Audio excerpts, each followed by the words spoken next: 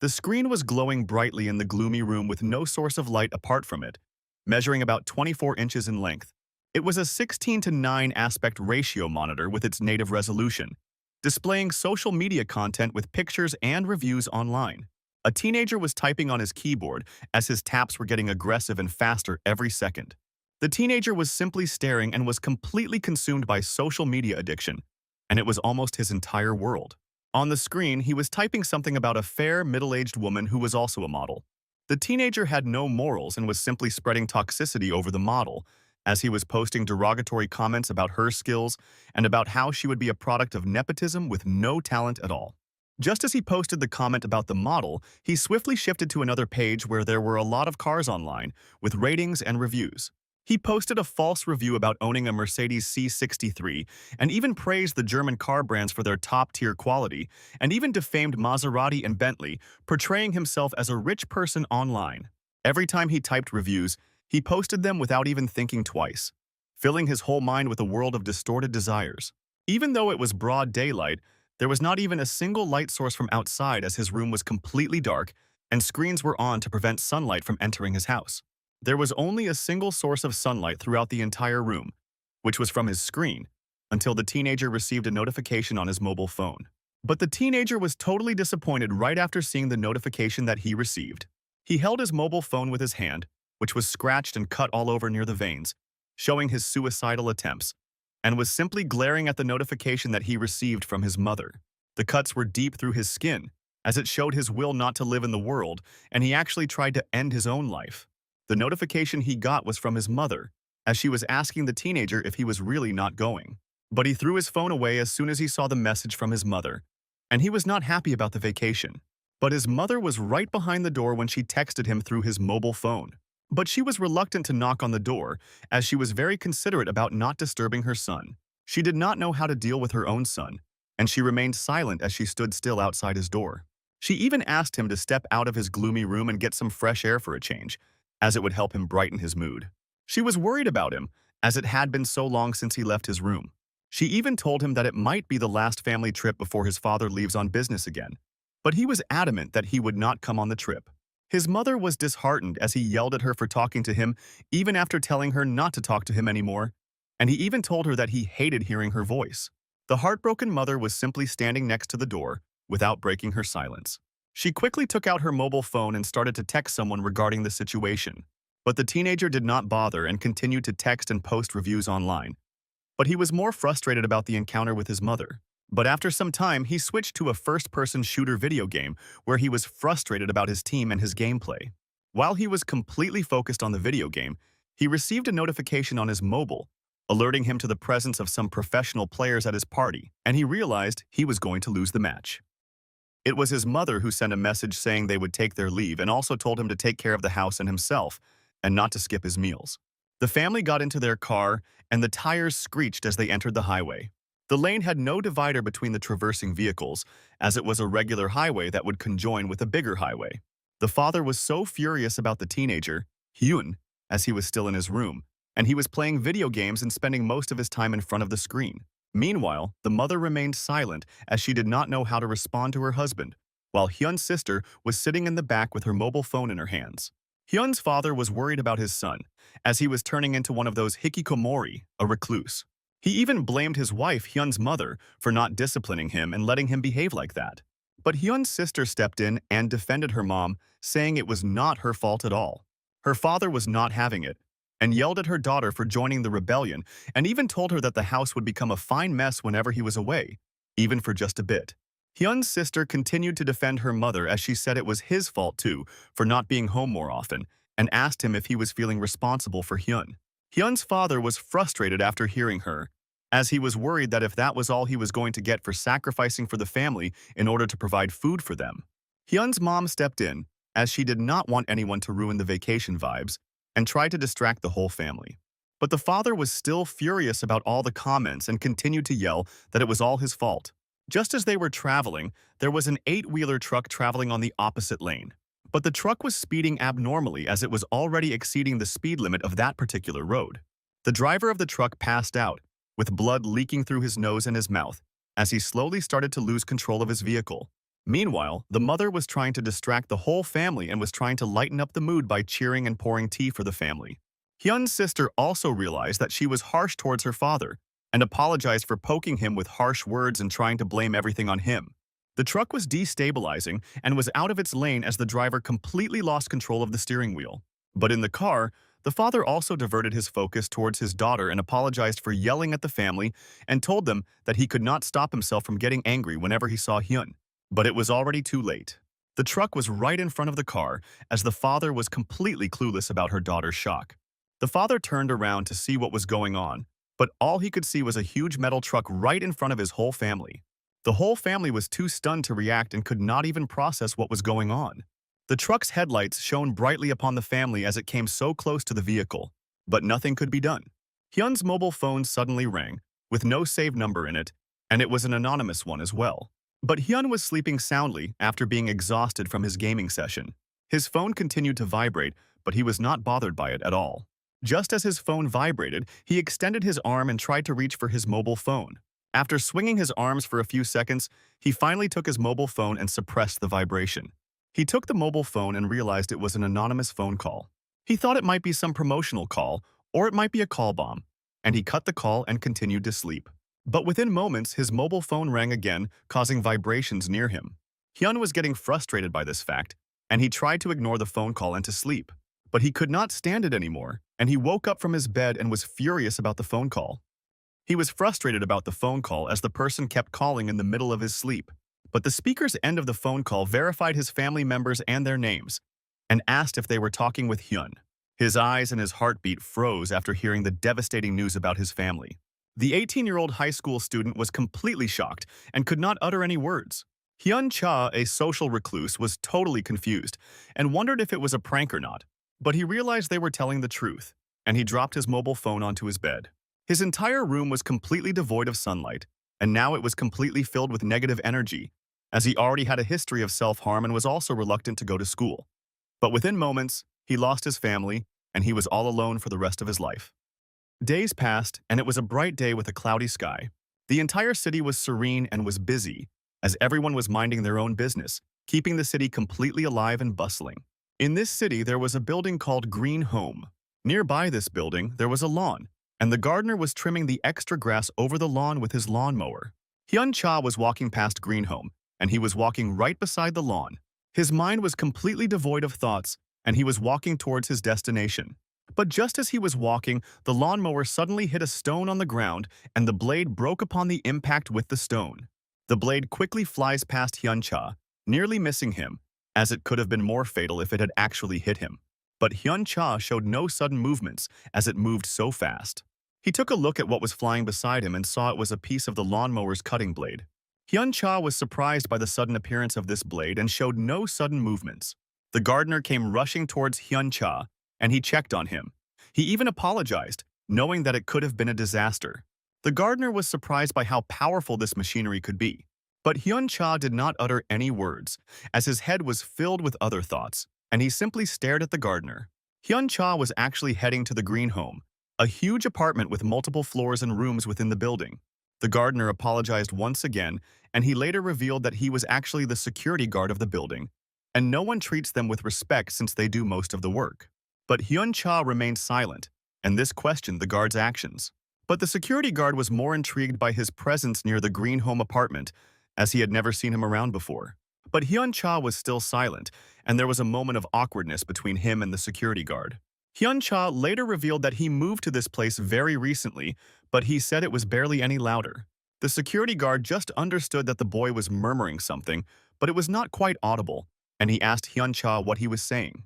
Hyun Cha gathered his courage and tried to overcome his social reclusivity by talking a little louder than he did before, and told the security guard that he moved here recently. The security guard realized that it was him who was moving to room number 1410, and he even asked if he lived there alone. But his reclusivity took over, and he mumbled that he lives there alone. It was not at all audible for the security guard, as he asked Hyun Cha to repeat whatever he was mumbling, a little louder. Hyun Cha said he was alone. The security guard did not know what to say, as he noticed a sense of grief that Hyun Cha held when he said that he moved in alone and was going to live alone. Hyun Cha was completely filled with sorrow, and he was depressed about what happened to his parents. But the security guard was skeptical, as he was too young to move out of his family's place on his own. But he understood everyone has their own circumstances, and he asked Hyun Cha when all of his stuff would be coming. Hyun was still socially awkward, as he told the security guard that it would come by afternoon. The security guard listened and asked if he could stop by his office that evening, as he needed to discuss a few things about living there. Hyun Cha agreed, and he continued to walk away from the security guard, and he headed towards his room. The guard was wondering about him and why he was so socially awkward, and in the meantime, he realized something was leaking from his nose. He wiped it off with his hands and was surprised. The security guard noticed that it was blood leaking through his nose as he held onto the broken blade from the lawnmower. The main entrance of the green home apartment has a huge double door with glass panes covering the sides. The apartment has 2 elevators with properly functioning switches. Each floor consisted of high ceilings and properly mounted concrete. Along with that, each floor has its own fire alarm system in order to prevent fire outbreaks on the floor. He then enters his room, room number 1410, which also has a spy hole mounted on the door. He enters his room and shuts the door as he places his belongings down on the ground. Hyun Cha simply stared outside the window as he continued to observe the city from a distance in his rugged clothes. He observed a tall apartment in the middle of the city with a lot of small buildings nearby, while the entirety was surrounded by the lush green mountains. Hyun Cha was staring at this scenario for some time, as his mind was completely empty, and he was still trying to process his situation. But his primary concern was not about the death of his mother, father, or even his sister, but it was about the place in which he was residing, which was in the middle of nowhere and on the outskirts of his town.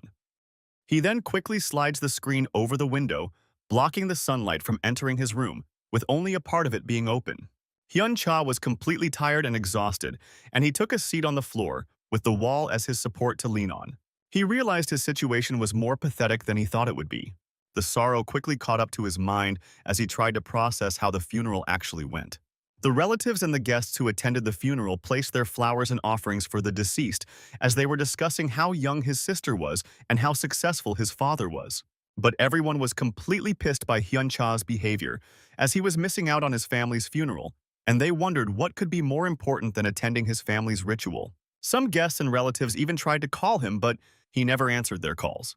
While some were wondering if he actually knew about his parents' demise, some were just furious about his actions, as his parents were worried about him all their lives, and now as well. But they saw someone enter the funeral hall with their sandals on. The relatives and the guests were completely stunned as they saw a familiar face enter the funeral hall. It was Hyun Cha who entered the hall, walking past all those relatives and the guests. While he continued to walk past them, the guests were completely stunned to speak, as he was still in his shabby clothes, even while attending his own family's funeral. One of the guests even tried to build a conversation with him, as he told Hyun that they were quite surprised by his appearance.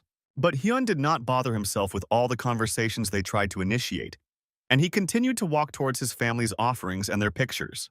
While he went near their pictures and altars, the relatives and guests noticed that he was wearing sandals in memory of his own family's demise. But he was not bothered about any of the comments that were made about him and his family, as he only said he checked. But the family relatives and the guests were silent and surprised at what he was talking about. Hyun Cha said that he did not feel like coming to the funeral, but it was unbelievable for him as well. As he was talking, his hands reached out to his pocket and he took a bunch of small notebooks from his pocket. But before he could take it out completely, it fell onto the ground. The notebooks were actually bank account statements and checkbooks of his family, which had 3 accounts, with a combined sum of $20,000. Hyun Cha's eyes expressed no sadness or remorse, and he turned around and asked how it would be sufficient for him to live his life with only $20,000. Every single one of the relatives and the guests was completely shocked by his behavior and was totally disgusted by Hyun Cha's cheap actions. But Hyun Cha was pissed off and yelled at the relatives and the guests, asking how it would be sufficient to take care of himself for the rest of his life. This angered the relatives who came to pay and show respect for the deceased's family. The furious relatives and guests gathered near Hyun Cha and decided to remove him from the funeral hall, as they had had enough of disrespect. They yanked Hyun Cha by the hoodie part of his jacket. Everyone held on to Hyun Cha's legs and his arms as they were trying to take him away from the hall. But he refused to get out and yelled at them for resisting him. One relative even punched him hard in the face, which almost knocked him out. They dragged him out, threw him out, and yelled at him not to set foot into the funeral hall again. They even threw all the checkbooks and bank statements that he was carrying. Before he could even stand up, they closed the door right in front of him. He was completely enraged by this gesture from his relatives and the guests. But there was another boy who was sitting quietly and was observing everything Hyun-cha was going through. The boy who was observing was also Hyun-cha, as he was just thinking and reliving the memory that he experienced a few days back. His eyes were drowned in sorrow and disappointment as he continued to relive what he went through. He was disappointed in himself. After being kicked out of his own parents' and sister's funeral, he quickly started to calculate the daily expenses and assumed that he would spend $30 a day. He analyzed that it would cost around $10,800 for his expenditure for a year, excluding internet, food, gas, and water. But when he tried to calculate his entire expenditure, he could not keep track of all the microtransactions that would take place over the course of time. And he was frustrated, and he threw the book down out of anger. Meanwhile, Hyun-cha was cursing himself over the memory of himself. Hyun-cha thought of selling the house for more money. He realized it would be a pain in the neck to sell it, and he thought of moving to a studio to reduce the expenditures. He was quickly analyzing every possible means to survive in the world, and as he was thinking, his body suddenly started to shiver. But the one who was going through the memory could not hold sight of the scene as it was getting out of hand. Hyun-cha finally broke down in tears, knowing how desperate he was to survive, after his parents and his sister had passed. He sat on the floor with his mood completely depressed, and he realized he was desperate to live despite his numerous attempts to kill himself. The wind swept through his screen as a minimal amount of sunlight entered the house. The light shone upon Hyun-cha's face, but it only brightened the room and not his mind. He looked out the window through the gap and he finally formed a thought. He asked himself if he should kill himself, saving the hassle of surviving in the world. He quickly pulled out his mobile phone from his pocket. As the kitchen was partially arranged with plates and a cooker, it was yet to be arranged completely, and Hyun-cha was texting something in the meantime. He opened the calendar and searched for a proper date through the calendar. He found the 25th of October to be the perfect date. With his nails not properly groomed, he started to type something on the 25th of October, labeling something on that day. He was reluctant to even type, as he gave spaces between every two letters. He realized it would be of no point for him to live in the world with his mother, father, and sister gone from the world. He finally typed suicide, with all the hesitation in his mind, marking his end on that particular day. He updated it on his calendar. The sun set upon the lush green valley as the buildings in the city started to shift the mood from bustling to resting. Hyun-cha's belongings had arrived with everything packed in cardboard boxes as he made a phone call to someone and asked them when they would arrive. But the receiver answered that it would be so late, and this enraged Hyun-cha, and he asked why it would be that late. He cut the call out of frustration and threw his phone on the ground as they said it would arrive the next day. Hyun-cha was visibly pissed off, as he could not survive without the internet, and he wondered how he was going to pass an entire day without it. He started to unpack a few cardboard boxes as he rummaged only for the electronics from his cardboard boxes. Hyun-cha quickly arranged his CPU and his monitor as he placed his monitor over another cardboard box, making it a stand for his desktop. He made all the wiring and connected everything, and he plugged in the main plug to the switch outlet. He turned the switch and pressed the power button, hoping he assembled everything perfectly. Just as he pressed the power button on the CPU, the cooling fan started to spin, making a whirring noise over his new house. The Windows 10 screen popped up as he logged into his user account. But even though the computer works fine and perfectly, Hyun-cha could not find a proper network port, as his internet plan would arrive the next day, leaving him without Wi-Fi. Hyun-cha was completely disappointed and didn't know what to do as he continued to be silent. He let out a big sigh, and he lay down on the floor even after assembling his keyboard and mouse for a gaming session. Hyun-cha's head was completely filled with emptiness, as he could not process his situation, and he could not process his future anymore. He simply stared at the ceiling, and he continued to stare at the lighting over the ceiling. But something else caught his attention while he was staring at the ceiling of his house. He noticed a small insect that was crawling next to the ceiling light. Hyun-cha continued to observe the insect and tried to figure out what it would be. It was a small spider which was crawling across the ceiling, moving slowly and steadily. He did not like the situation he was in, but a deep and ominous voice rang through his head as it asked him what he was going to do about it. Hyun-cha was completely stunned and unable to speak or to react as it was so sudden. The spider vanished within a moment, making the ceiling completely empty, and he could not spot it anymore. He jumped out of the floor as he was scared about what was going on. He slowly turned back to check if there were any intruders who had broken into his house. But he found no one in the kitchen area as well, as the house was totally empty and the only resident at that moment was Hyun-cha himself. He was completely flustered about what was going on and he tried to process what exactly happened. But suddenly someone rang the calling bell as the camera feed suggested someone was at the door. Hyun-cha quickly gathered his sanity and wondered who was at the door. He noticed that it was the same security guard whom he had met in the morning during their encounter when the lawnmower's blade snapped. He opened the door with a creaky noise. Hyun-cha was still suspicious about the security guard, and he asked what it was about. The security guard reminded him about telling Hyun-cha to meet him by his office in the evening. But as he was speaking, Hyun-cha noticed that the security guard plugged his nose with cotton, which had been bleeding earlier that day. Hyun-cha was feeling reclusive as he asked what it was about and wanted to end the conversation as quickly as possible. The security guard later revealed that there was a legal problem with the construction company because of some bad maintenance, and he also told him not to sign any agreement if someone asks him to do so. Hyun-cha awkwardly replied that he would not sign anything and that he was not interested. The security guard also felt the awkwardness and said it was all good. He also told the security guard that he was a bit tired and he wanted to be alone. The security guard understood and apologized for disturbing them in the night. The security guard also bought an orange juice for Hyun-cha as an act of kindness. But Hyun-cha was suspicious about it. The security guard handed him the orange juice and said it was nothing more than a welcome gift. He continued to walk down the hallway to his office. Hyun-cha did not get back into his room and made sure the security guard left the floor, as he was suspicious of him. He held on to the welcome gift as he felt something was off. But just as he was about to enter his room, he heard the door next to his room creak. He heard a woman coming out of her room as he was talking to her mom through her mobile phone.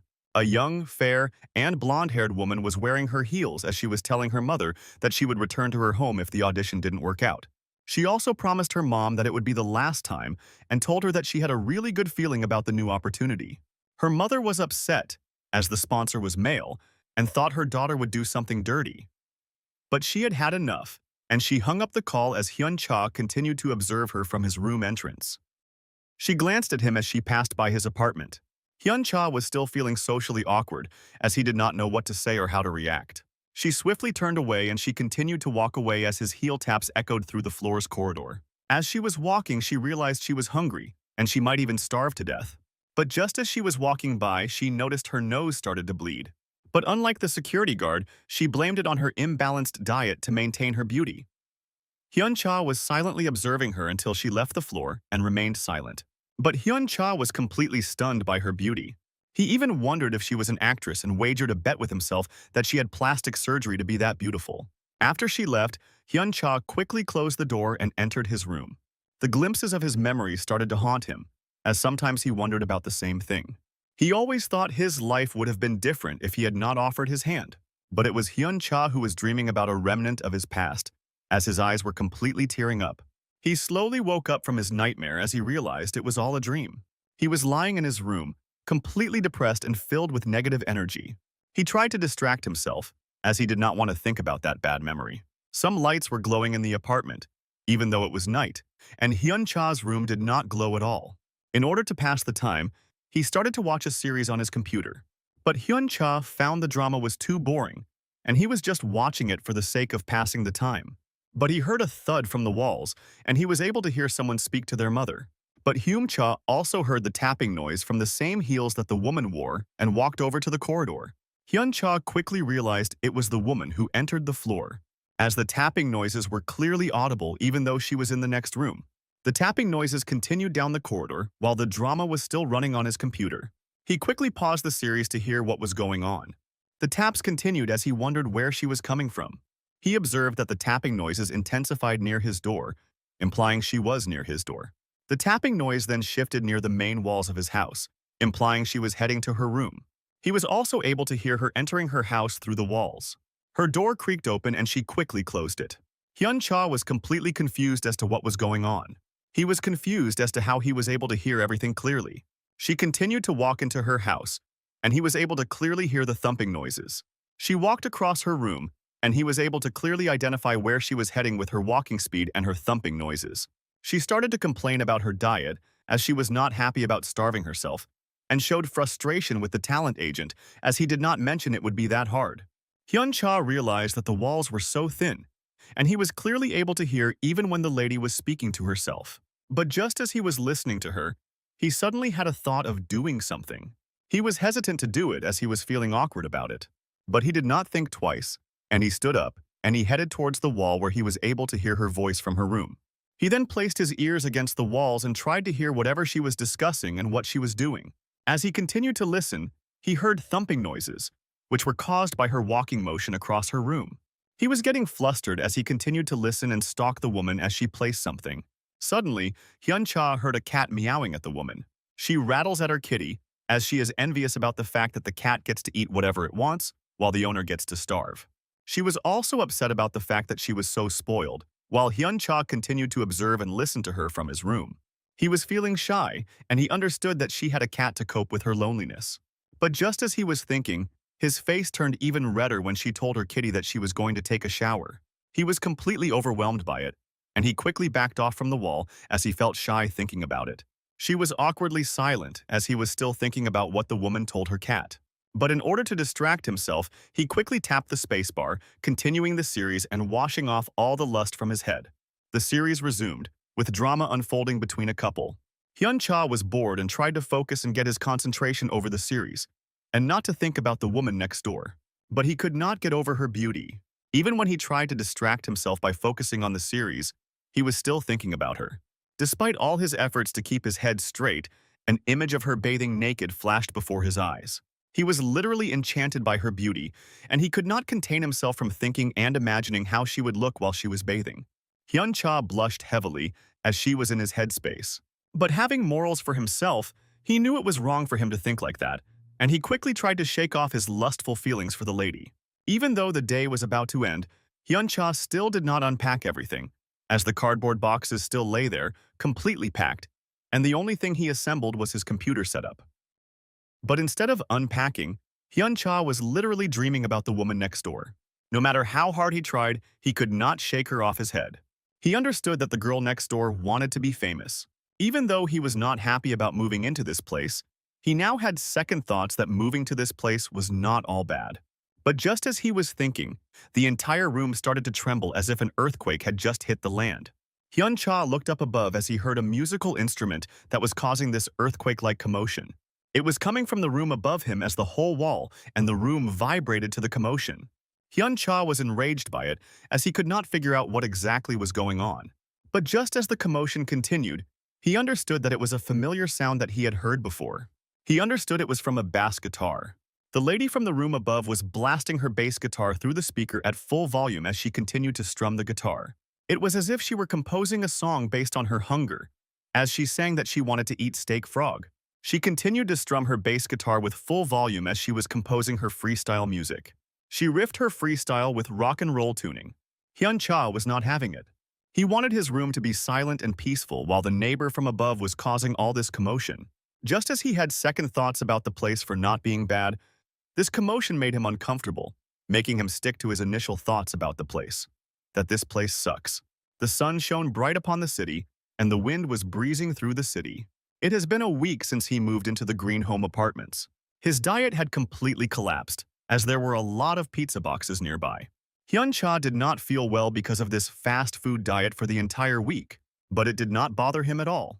He was playing his video game as he was munching on his chips, as he had already made up his mind to die, and it was not like he wanted to live long. He was completely focused on the video game as the music from the video game popped up and was ringing through his speakers. Since he was always on his video game, his character was level 99, the video game cap. But while he was playing, he noticed that his online friend had been sitting over there for over 5 days and hadn't moved a single inch. He also noticed the witch class lady who had been standing still for the last week. Hyun-cha was wondering if they had gotten a stroke while playing that video game. But just as she was thinking about her, the avatar moved a little. Hyun-cha noticed it, and he thought she might have moved because it was nothing but a keyboard macro to not get kicked off for inactivity in the server. But his focus was averted elsewhere in the video game interface. He noticed that one of the members of his party, with the username Gaydri, was talking in the chat, saying he had been hearing voices and nose bleeding every day and was asking if he had to go see the doctor. He was even worried if it was a tumor. Hyun-cha was intrigued by this, and he started to read further into Gaydri's messages. Gaidri further sent a message saying the voice keeps telling him to kill his mother and his father, and also it keeps ringing in his ears as it is driving him crazy. But the lobby members ignored his messages, and this enraged Gaidri. He even suggested that he would kill his mother and his father while they were asleep with his kitchen knife. But the lobby members finally understood that he was just trying to seek attention, and they made fun of him. Gaidri's message ended abruptly as he typed random letters followed by a continuous L typed over the chat. But the lobby members did not bother with his attention-seeking and continued to make fun of him for being corny. Hyun Cha was honestly disappointed by his team's lobby, as they were seeking attention for no reason. His whole room trembled as the bass guitar shook again. But the riff was louder than the previous time, and enraged by this, Hyun Cha looked up with frustration. She continued to strum her bass guitar while he was not happy about it. He woke up from his seat, wondering why someone would start strumming their guitar that early in the morning, waking up the whole neighborhood. He could not stand it anymore, and he dialed the security office. The keypad rang and beeped continuously for some time, as it did not connect with the security office. The ringing continued, but no one attended the call Hyun Cha made. Hyun Cha realized that there was no one at the office to attend to his call.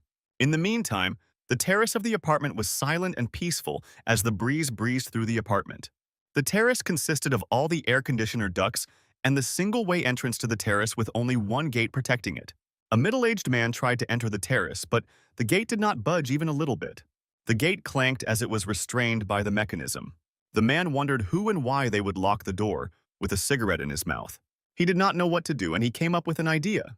The man lit up his cigarette there and then and blamed it on whoever locked the door, as he was not bothered at all.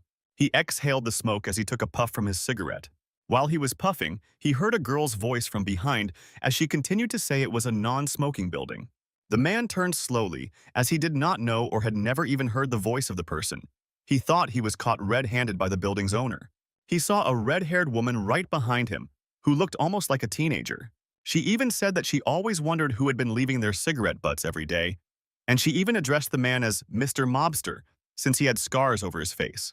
But the man was facing some serious allegations of smoking every day, and inside the apartment as well, as he never done either of them before. And before he could even address that, he said he was not a thug. The red-haired woman asked what he was if he was not a thug. With a bright smile on his face, he said he was a good fella. But the red-haired girl found it so lame. After a while, she told him it was fine for him to smoke on the roof, and she even pointed at the ashtray over the roof, and she also added that the entire corridor smelled like his cigarettes. But the man pointed out that the door was locked, and he could not go up even if he wanted to. The red-haired girl even looked behind him to verify if the door was really locked and wondered why they would lock the door. The man even had the same question running through his mind, but after some time he asked what she was doing up there. But the girl stayed silent, as she did not know what to tell him or how to manage him.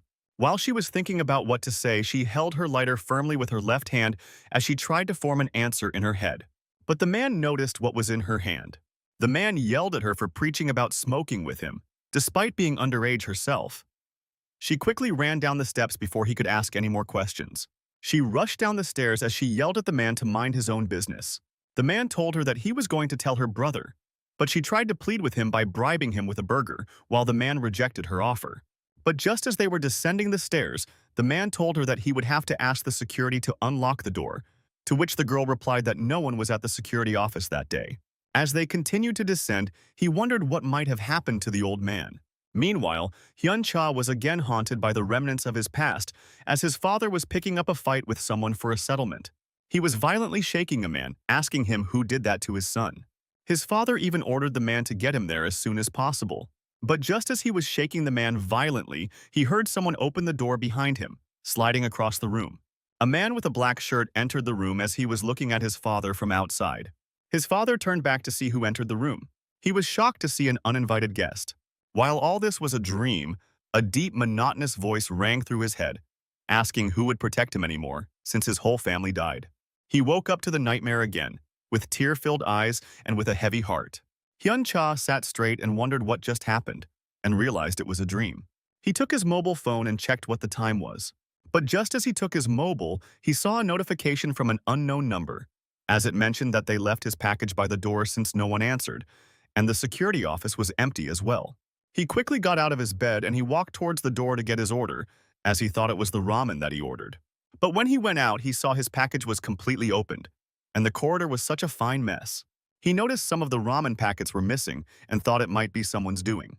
He observed that there was a lot of garbage spilt over the corridor hallway. He noticed his ramen cakes were opened, and it was spilled all over the hall and were leading towards the blonde woman's house.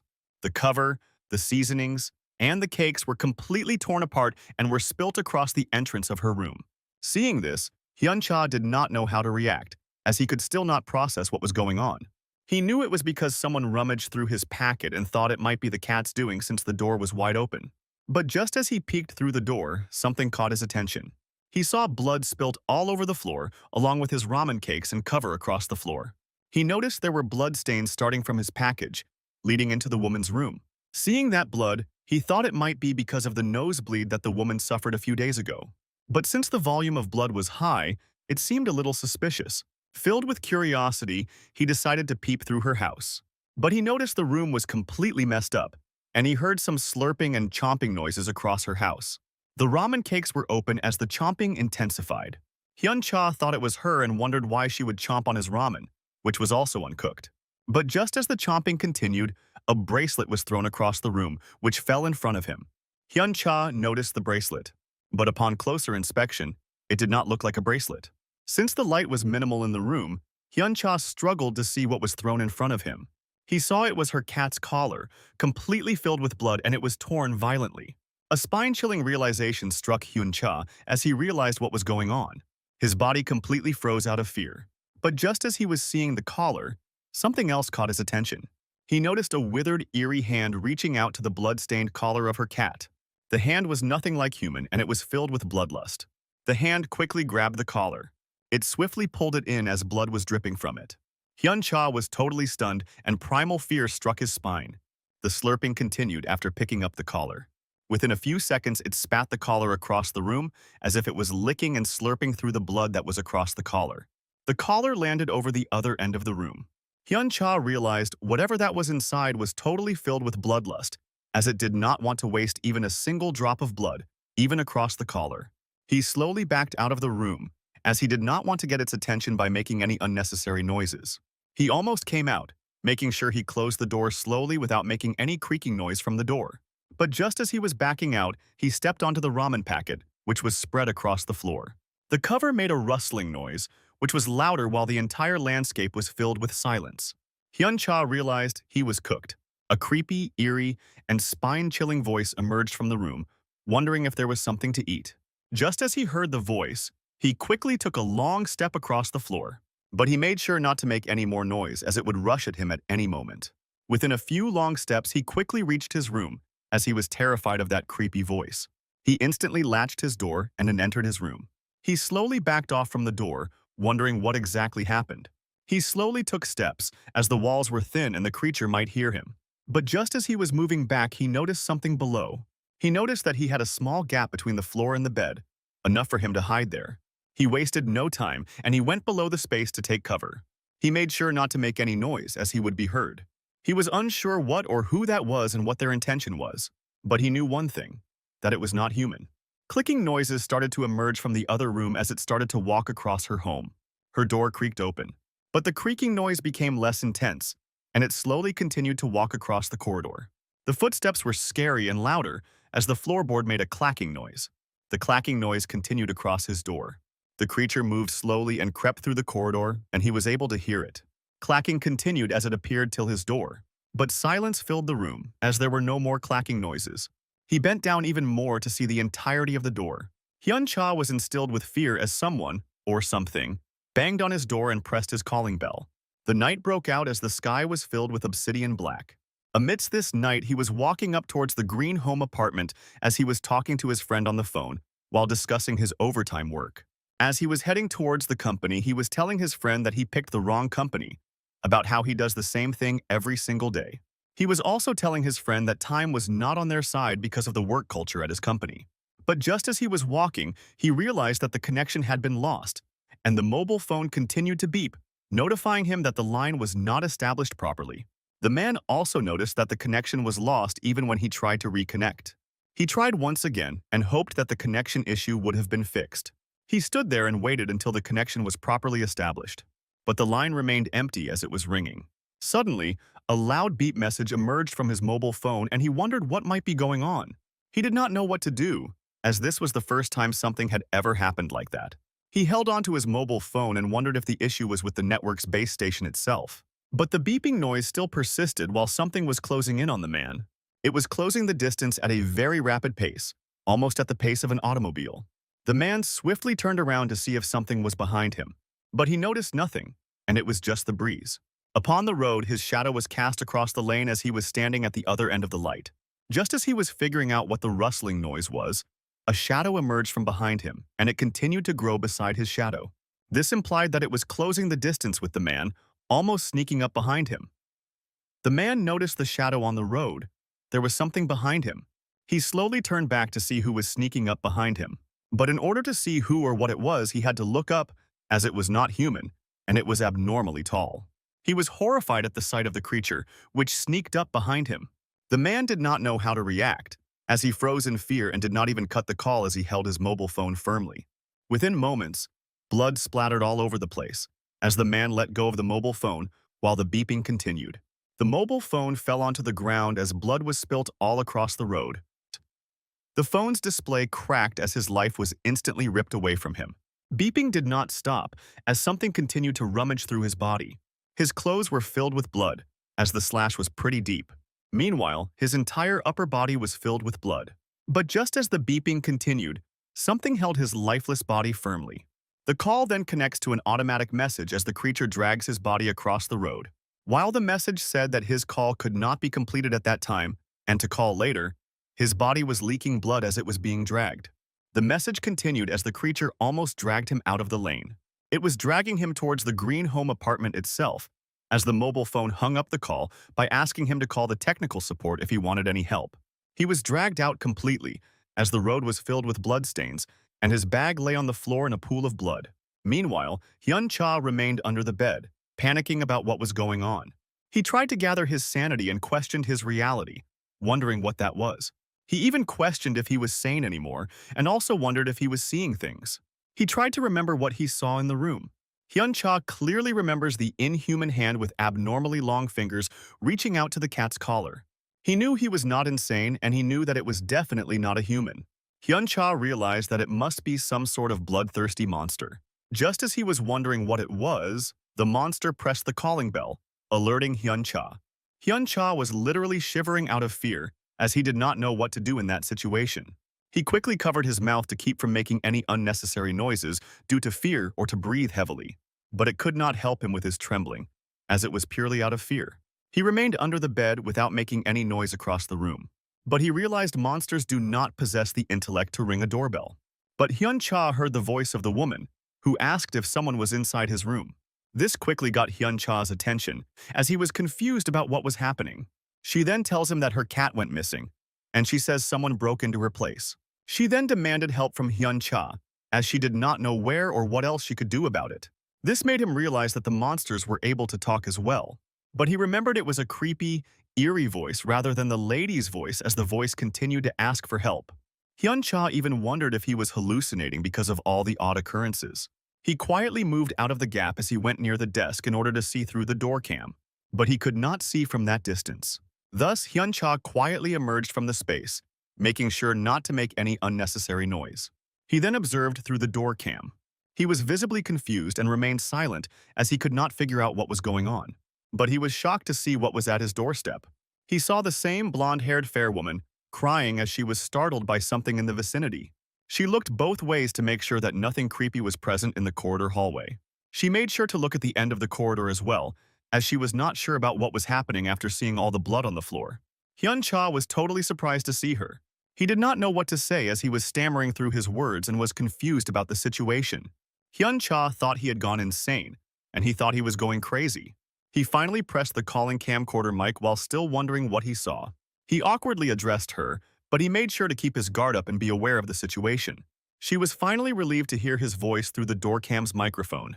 Hyun Cha was still confused about what was going on, and he asked the same of that woman. But desperate for survival, she screamed for help. But Hyun Cha was confused as to how he could help her. She suggested he call and inform the police, and she even stated that she could not remember But when she woke up, she mentioned that her door was wide open and her cat was gone. Hyun-cha was shaken to the core by this, as she continued to say that there was blood and empty ramen packets lying around everywhere in her house. Hyun-cha did not know how to handle the situation, and he advised her to calm herself first. He then asked the woman about her mobile phone, to which the woman replied that she could not find it anywhere, and maybe she had lost it. Hyun-cha remained silent, but she reminded him to call the police and report the incident on her behalf. But Hyun-cha was skeptical about the whole situation, and he asked her why she didn't ask the security for help, and he also told her he would not be much help in this case. Both Hyun-cha and the lady remained silent, as it was more awkward for both of them. But Hyun-cha was suspicious about one thing and asked the woman to show her arm in front of the camera. But the woman was genuinely confused after hearing Hyun-cha's request. He even repeated and asked her to show her arm in front of the camera so he could see it. But she could not understand why he was asking it out of nowhere and asked him why. But Hyun-cha was persistent and asked her to show her arm in front of the camera so he could see it and verify if he was hallucinating or not, and to check if she was really a human or not. But the lady remained silent after hearing Hyun-cha's request. Hyun-cha also remained silent, as he did not know what or why she was acting in a weird way. But within moments, the lady screamed right in front of the camera and demanded that Hyun-cha open the door. His entire body froze and shivered out of fear after witnessing something through his door cam. Her face suddenly drained, and her eyes went completely hollow as she yelled at Hyun-cha to open the door, or else she would forcefully enter the room. He was horrified after witnessing this gore at his door cam. Blood started to ooze from her nose and her mouth as she continued to yell that she was starving to death and she needed food. He could not believe what he was seeing through his doorbell cam. Just as he was watching, her voice slowly became creepy and eerie as her eyes widened, as if they were going to pop out of her face. But just as she was trying to break in, the bass guitar shook his room once again. He looked up and wondered what was going on, as the strumming was very violent this time. The tuning and bass were so enormous that they caught his attention even when there was a monster at his doorstep. But just as he looked up, he knew what was going to happen. He suddenly looked at the doorbell cam and witnessed horror as the lady spilt blood across every single part of her face. Hyun-cha was completely shocked, as he did not know what else to do or how to react. This caught the zombified version of the lady's attention as she looked up at the ceiling as well. She understood that there were other humans in the apartment who resided right above Hyun-cha's house. Her face crept up above the ceiling, and she was happy that she found her food once again. Without even hesitating for a moment, she rushed in towards the staircase, as she was completely overwhelmed by her hunger. The footsteps were so quick and inhuman that they were loud as well as fast. The creature rushed towards the corner, desperately trying to find a way up into that person's room. After taking the corner, it found the opening to the staircase, and it rushed towards the staircase door as well. It forcefully opened the door and started to climb the staircase while filled with bloodlust. It effortlessly ran across the floor to reach the staircase. Without even stopping for a moment to catch breath, the creature immediately crossed the stairs and climbed with ease, very quickly. Hyun-cha observed that the zombified lady was attracted to the bass guitar's commotion, which made him confused as to what he should do. He knew whoever was strumming the guitar was cooked. Hyun-cha could not do anything in order to stop the person from playing their guitar. He looked up at the ceiling as the bass guitar continued, and he realized that calling out to them or tapping their ceiling would never work. He felt sad, and he was hoping that whoever was playing would eventually stop playing. Hyun-cha was getting annoyed as he could not save the person from their impending doom, which was approaching them. But it did not stop, and it was only getting worse and louder. Hyun-cha was annoyed, and he screamed and asked them to stop, but the bass guitar was still producing noise. He quickly turned around to find any prop that would help him fight the monster. He found a mopping stick lying in one corner of the room. He swiftly grabbed it and he ran near the door. But before he could exit, he knew what he was doing, and he stepped onto the mopping part of the stick. He twisted the mop and broke the flat part, which left him with only the stick part of his mop. He kicked open his door as he held onto the mopping stick firmly, as he could use it to defend himself, but he could not find anything or anyone around the house or on the floor. Hyun-cha noticed that the floor was filled with blood, as there was a trail of blood that led exactly to the floor above him. He was pretty sure that it headed towards the stairs, as he saw it clearly from his doorbell cam. He was still having second thoughts about his decision to come out and confront it, but he had his own morals and he stuck to them. In order to save that person, he yelled for the creature to come down and face him, providing a distraction for the neighbor upstairs. He noticed that the door to the staircase was wide open, hoping that anything could come and strike him down within moments. Just as he was observing through the staircase door, He noticed that there were some noises coming from far inside the stairs. But Hyun-cha did not lower his guard, as he held onto his mop stick firmly in order to fight the creature. But silence filled in once again, as Hyun-cha was wondering if it was really coming to get him. Within moments of silence, he heard a firm step coming from the staircase. This startled Hyun-cha, as his body started to tremble in fear even though he was determined to save that person. He pointed his pole at the door, with the intention of impaling it if the monster charges towards him and leaps at him, making use of its momentum against itself. But even though his plan was quite an effective one, he knew it was practically impossible to pull something like that, even with luck in his favor. The steps intensified as it approached the staircase door. His body started to tremble in fear, even though he was determined to save that person from that creature as he held his stick firmly. He leveled his pole at the door, aiming to drive it straight through the metal. The quiet rushed back in, heavy with the weight of Hyun-cha's fear that his end was finally approaching. Fear finally took physical form, setting his limbs to a steady rhythmic tremble. Since the staircase door was wide open, he was half hoping something would burst through and end it all in an instant. The staircase lights suddenly flicked on. A remnant of his past haunted him, where he was beaten to a pulp by his school bully with a wooden stick. Hyun-cha coughed up blood as he had no idea why everything was happening to him. But the bully had a good reason for all the beatings he caused for Hyun-cha. He was enraged by this, as he continued to cough blood while he angrily stared at his bully. But this hurt the bully's ego, as he was surprised to see that fierce look he had in his eyes and was told he was really going to beat him to a pulp. He then called one of Hyun-cha's friends, addressing him as Four Eyes as he wore spectacles. His friend was genuinely confused as to why he was calling him. But the bully had other plans for him. He ordered the guy to beat Hyun-cha, as it was his turn to beat him. Since the guy hesitated, the bully asked if he had gotten too close to Hyun-cha and asked if he was his best friend. But the guy was genuinely feeling empathy for Hyun-cha. The bully pointed to others, mentioning they were also his friends. This meant that every one of them had beaten Hyun-cha to a pulp on the basis of his bully's orders. Hyun-cha felt embarrassed, as he could not do anything about it, and felt powerless, as he could not do anything about it. The bully then handed over the wooden stick to the boy and politely told him it was okay if he could not do it, and also told him he was not going to force him. Just as he held the stick, the bully went near his ear and asked whom he hung out with. But the boy did not say anything, as he held the wooden stick firmly while the bully smiled widely. The boy gathered all his courage and stood against the fallen Hyun-cha, as he did not know what else to do. Hyun-cha understood his situation and did not react at all, and did not beg or say anything as he just observed the boy. The boy closed his eyes and apologized for what he was about to commit beforehand, and he slammed the stick in Hyun-cha's head. He quickly snapped out of his memory, and since the staircase door was wide open, he was half hoping something would burst through and end it all in an instant. The quiet rushed back in, heavy with the weight of Hyun-cha's fear that his end was finally approaching. His body started to tremble in fear, even though he was determined to save that person from that creature as he held his stick firmly. The quiet rushed back in, heavy with the weight of Hyun-cha's fear that his end was finally approaching. Just as he continued to observe the door, he realized, just like in his past, he still did not know his place, as he was challenging something that was far beyond anything that's human. His hands continued to tremble as he knew he was not a hero himself. As he was lost in his own thoughts, a leg appeared through the door which almost entered the floor by itself. This startled Hyun-cha, as his body started to tremble in fear even though he was determined to save that person. But it was just the same man who tried to enter the balcony earlier that day. He entered the elevator as he was complaining about how the elevator was also not working. The man entered and noticed Hyun-cha as he was wondering why he was staring at him. Hyun-cha was visibly confused about the man's sudden appearance while the creature just went to the floor above. The man continued to observe Hyun-cha, who was shaking due to fear.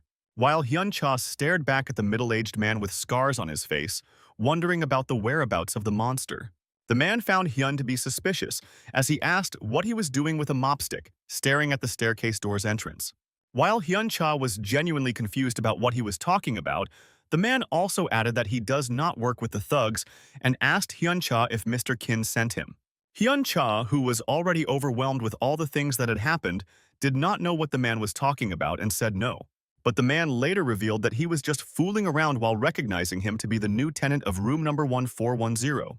He walked up to Hyun-cha while he was asking if someone tried to rob him, as he was holding onto the pole for his self-defense.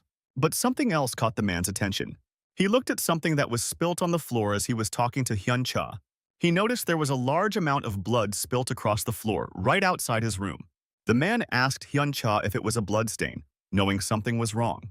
Hyun-cha knew he misread the situation.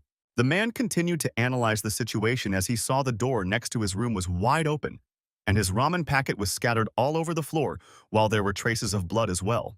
He read the room and understood what was up. Hyun-cha understood that the man might mistake him for the one who was causing the trouble and kill or injure someone gravely. The man stared at Hyun-cha with a killer instinct and asked what that was all about. Hyun-cha, who was already overwhelmed by all the commotion, replied that it was not what he thought and stammered, as he did not know where he should start. He continued to come up against the frightened Hyun-cha, asking him what he did to his neighbor, while Hyun-cha tried his level best to explain what was going on. But the man had had enough, and he demanded answers from Hyun-cha. He was just flustered by his aura and yelled at him, and asked if he had seen a monster moments ago. But the man was just confused as to what Hyun-cha was asking about. Hyun-cha stood awkwardly, as he did not know what else to ask or to say. The man was genuinely confused and asked him what he was talking about. Hyun-cha gathered all his sanity and replied that he saw a monster heading upstairs to kill the girl who was using a bass guitar. While the man was standing still, Hyun continued to ask if he had seen the monster. The man simply smiled and asked if there was a monster in that apartment. Hyun-cha affirmed that there was a monster nearby, and it just looked like the girl who lived next to his door. The man had enough of his story and clenched his fists and tried to hit Hyun-cha as he was just blabbering. But suddenly, blood trickled down Hyun-cha's nose. Unlike others, the bleeding was heavy for Hyun-cha, as it instantly leaked through his nose at a very rapid pace. The man who tried to hit him was genuinely confused, as he could not understand what was going on. Hyun-cha suddenly fell to the ground as he slowly lost consciousness. The man was wondering how and why he was faltering before he could even hit him. Hyun-cha fell heavily on the floor as he dropped his stick, while the man was wondering what happened exactly. Since he did not know his name, the man addressed him as Apartment 1410 and tried to wake him up. Blood instantly leaked and poured over the floor as the man tried to wake him up by shouting at him. Hyun-cha slowly lost consciousness as he fell on the ground. He could no longer hear what the man was saying, and his vision started to black out as well. Somewhere within his consciousness, he heard a voice within him, saying he would not tell anyone if asked if he could be a little more honest with him. The voice emerged from a cancerous tumor residing somewhere within his consciousness, as it identified itself to be another Hyun-cha within himself, and told Hyun-cha that they both are the same but different. It also told Hyun-cha that they are different but also the same, and disclosed that it was on his side. While the voice was emerging within him, multiple eyes across the tumor started to grow and opened their eyes. Its eyes were open wide as it asked what it was that Hyun-cha desired and wanted the most. Hyun-cha opened his eyes, waking up to reality. He realized he was lying in his house, with his mobile phone across the bed. He woke up disheveled and remained silent for a moment, wondering if what he had experienced was a dream. But ignoring his voice, he thought it was all nothing but one hell of a dream. He looked over his mobile phone to check what the time was and everything. He pressed the power button to check. But Hyun-cha realized that the battery was low and his phone actually got switched off. He tried to turn on his computer and press the CPU's power button. The Windows booted up, and he started to surf the internet, wondering what happened. He tried to play a video game, as he thought it would help him distract himself from thinking about the nightmare that he had just experienced. But the server was unable to load the game, as a message popped up saying it was unable to connect to the current server. He realized that it was the server's fault instead of the network. He quickly closed the video game and tried to open another application. He tried to open the first-person shooter video game. Simultaneously, he tried to open another video game. But the first-person shooter game also displayed that it was unable to load due to a server error. Likewise, the same message appeared for the other game. Confused by this, Hyun-cha was completely confused as to what was happening and wondered if all of them had gone on a strike together. He realized there were no more video games, and he tried to focus on the internet. Hyun-cha realized that the internet was working perfectly all right, but not the video games. But he also noticed that the internet was much slower than it usually was. But something else caught his attention on the web page. He saw a separate Dropbox, displaying early symptoms of monsterization. He dragged his mouse and clicked on the Dropbox. The Dropbox was authentic and displayed all the instructions on what should be done for the monster outbreak. Hyun-cha was completely confused as to what was going on. But just as he was wondering, he finally understood what was going on. He understood there was a monster outbreak in the city. He quickly stood up from his chair as if he was rushing somewhere. He swiftly opened the screens to check on the city. The sunlight was so bright that he could not see what was going on in the city. But he gained his vision over the city as he understood what was up. Hyun Cha was stunned by what he witnessed. His face froze, and he realized that it was all real. The chaos, just like the fictional ones that he had seen on television or in video games, had finally manifested itself into reality. The 18-year-old high school student Hyun Cha was all alone in his world. There was a lot of smoke in the surroundings of the apartment. He realized that humanity was on the brink of extinction as chaos erupted all over the place. The entire city was burning, marking that already half of humanity had been erased. This shook Hyun Cha to the core. He realized the kitty's blood-stained collar was red. The monstrous hand was real. The zombified neighbor girl was real. And the man whom he had encountered was also real. He realized it was not a dream, and it was all real. Just as he was thinking and processing everything, his nose started to bleed once again. A man was standing with an orange juice in his hand. The lady who stayed above Hyun Cha's room was looking at the orange juice, filled with confusion. It was the same security guard whom Hyun Cha encountered before, offering an orange juice bottle to her as he continued to tell her that he would be at this security office if she needed any help. She accepted the gift and thanked the security guard for his kind gesture. But instead of letting him go, she called him once again. She politely asked the security if the buildings had soundproof walls. Sometime later, she lit her cigarette in her house. As she was taking a puff, she was looking at something. She was looking at the new song to cover and found it lame, as it was not her style. Since it was not her style, she figured out that she would just cut the corners. She instantly put out her cigarette in her ashtray as she got into work. But after putting it out, she realized it was the last one she had in the pack. Without any further delay, she quickly took off her guitar cover. She wore it upon her shoulders and headed towards her music school. She closed the door, and she left with enthusiasm. She whimsically walked through the floor's corridor hallway when she noticed someone else at the other end of the hallway. She saw an old lady with a child trolley in her hand. She noticed the old lady and continued to observe her from a distance. They both were waiting for the same lift. The lady asked her if she had just moved in, to which the young girl affirmed and said that she had just moved into room number 1510. With a bright smile upon her face, she greeted the lady and gave her regards. While she was talking, the lady suddenly tried to calm her baby, as she thought the young lady had started the kid. She even tried to put the baby to sleep by gently moving the trolley back and forth. The young woman asked the lady how old her baby was. The lady told her that it was a girl by addressing the baby as a princess, and she was 12 months old. But when the young lady tried to take a look at the baby, she noticed something was wrong. There was no baby in the carriage. This confused the young woman, as it was so strange for her to stroll with an empty carriage. The old lady even asked her if she was lovely. But in order to prevent any further awkwardness, she told her that she was absolutely right, and she looked absolutely stunning. The lift finally arrived on the 15th floor. The old lady entered the lift with her baby while she was wondering what was wrong and why she wasn't entering the lift along with her. But overcome with awkwardness, the young woman told the lady that she had forgotten her wallet. But the lady showed generosity by telling the young woman that she would hold the lift for her. The young woman refused her offer politely and insisted that the lady continue, as she would take the next one. The lift door closed as the lady continued to pamper her non-existent baby. The young woman was confused as to what exactly just happened.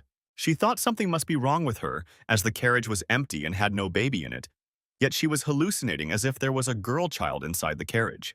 Just as she was wondering about her, a voice was heard beside her, which also felt the same amount of empathy for her.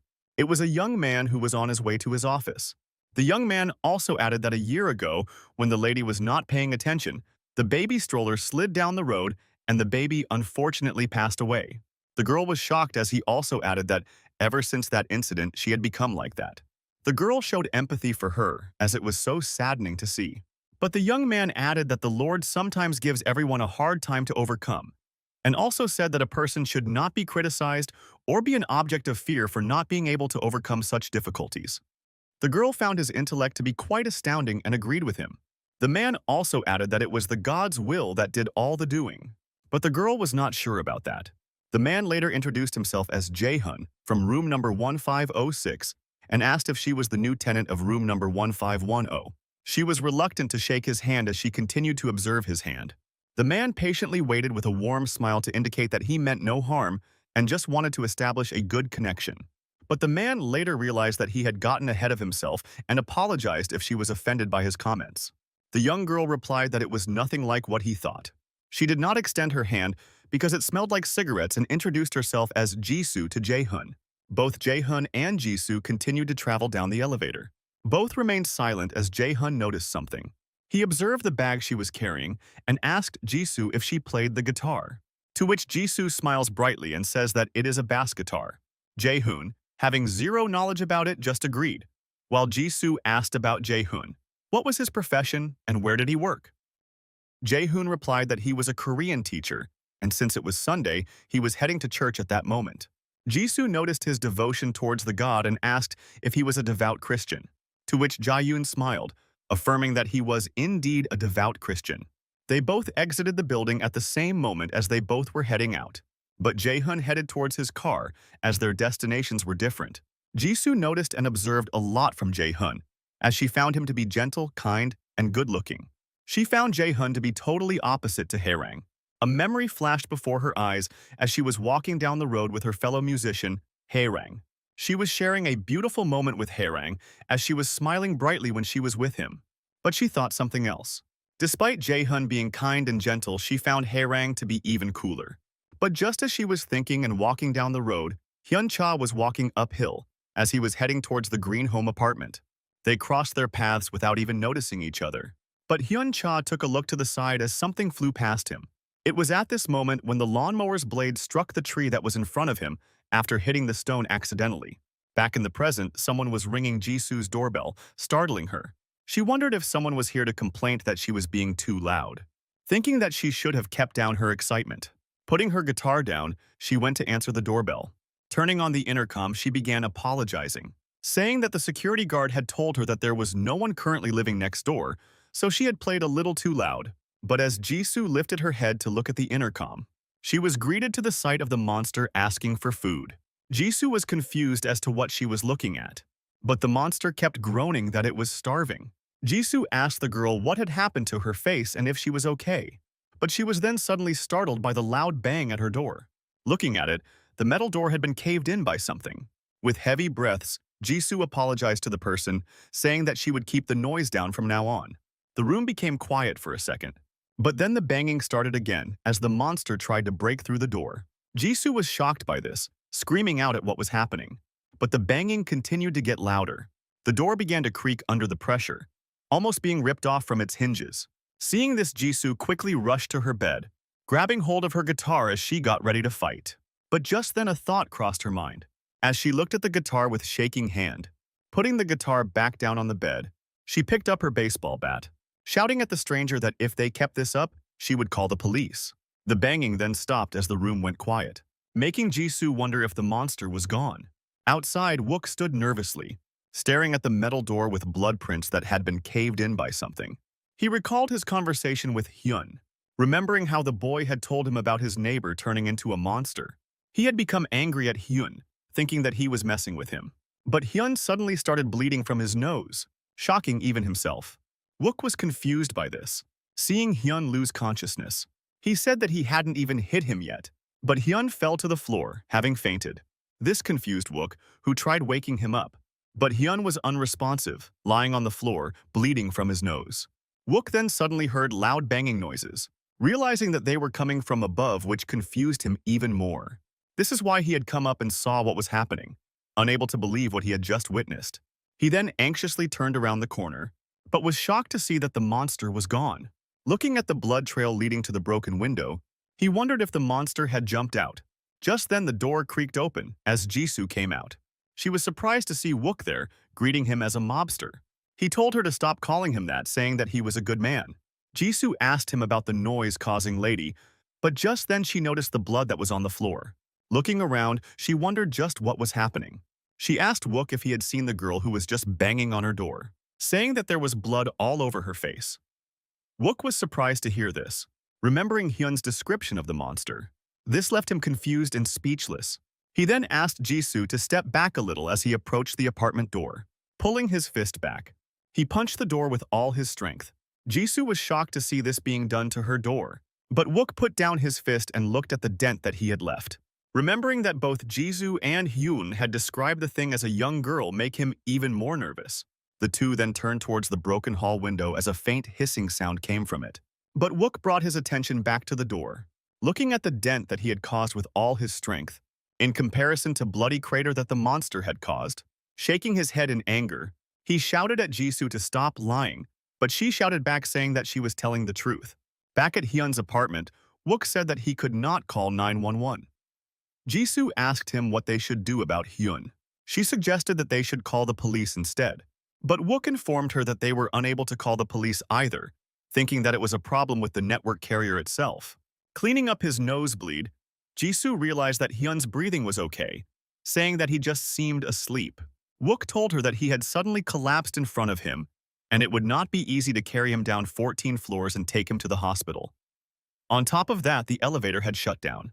Jisoo said that the security guard was not answering either, saying that she should go to the security office herself. But Wook told her not to, for if something was really in this building, it would be dangerous for her to go alone, reminding her about the door, saying that something like that could never be caused by a human.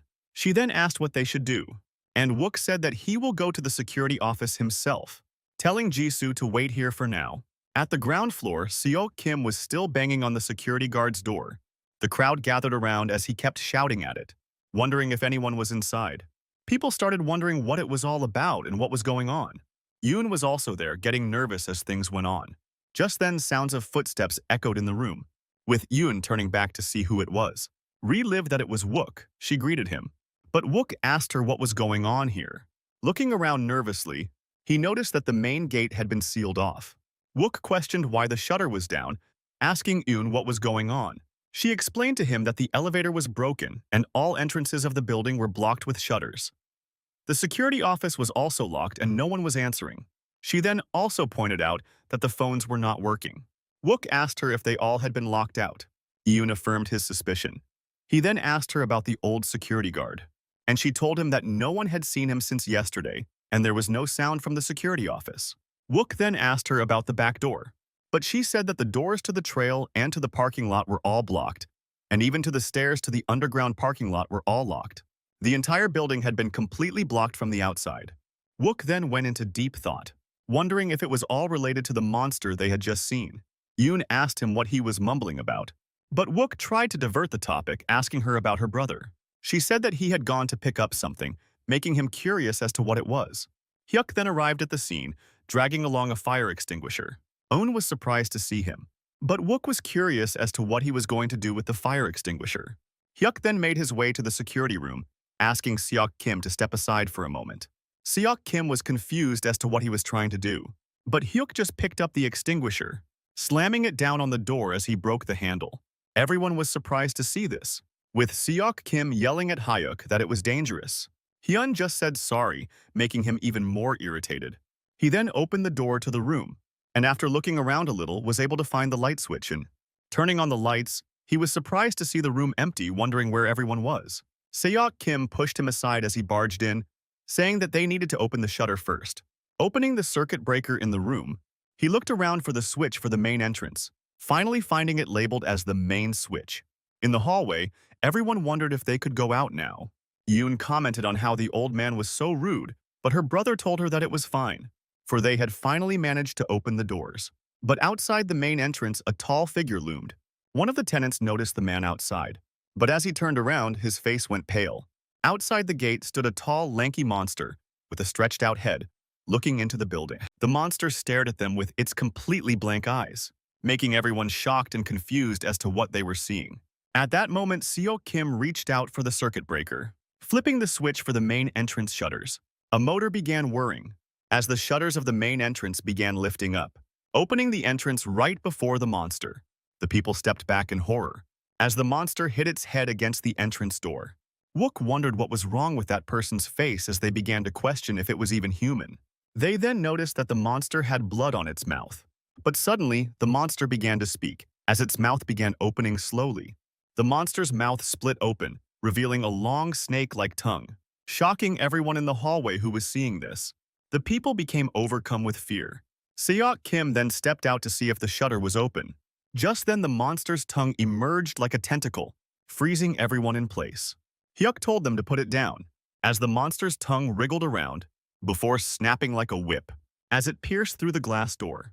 Inside, the tongue began whipping violently as people tried to get away. Hyuk told them to close the shutter. As the glass door began cracking under pressure, he shouted at them to close it right now. As the loud noise kept happening, Jisoo was still sitting beside Hyun looking after him. Meanwhile, on Hyun's computer, the web form kept ringing with notifications, as the page was updated from its previous news to the new trending topic of monsterization. Back at the hallway, the glass door finally shattered. Everyone stared in horror as the monster stepped foot inside through the broken door, groaning as it got inside, now standing before them with its mouth agape and its tongue lashing around. The man in white shirt whimpered in fear, falling on his back as the monster swung its tongue at him. He was shaking in terror as he wet his pants. The monster's tongue then swung at him, piercing through his body. Everyone watched in horror as the monster dangled the man's body in the air with its tongue, before it proceeded to suck out all of his blood, throwing away the empty carcass after it was done. The man's body fell to the floor, having been drained completely to a husk. The others were unable to believe what they had just seen, looking at the creature before them in pure terror.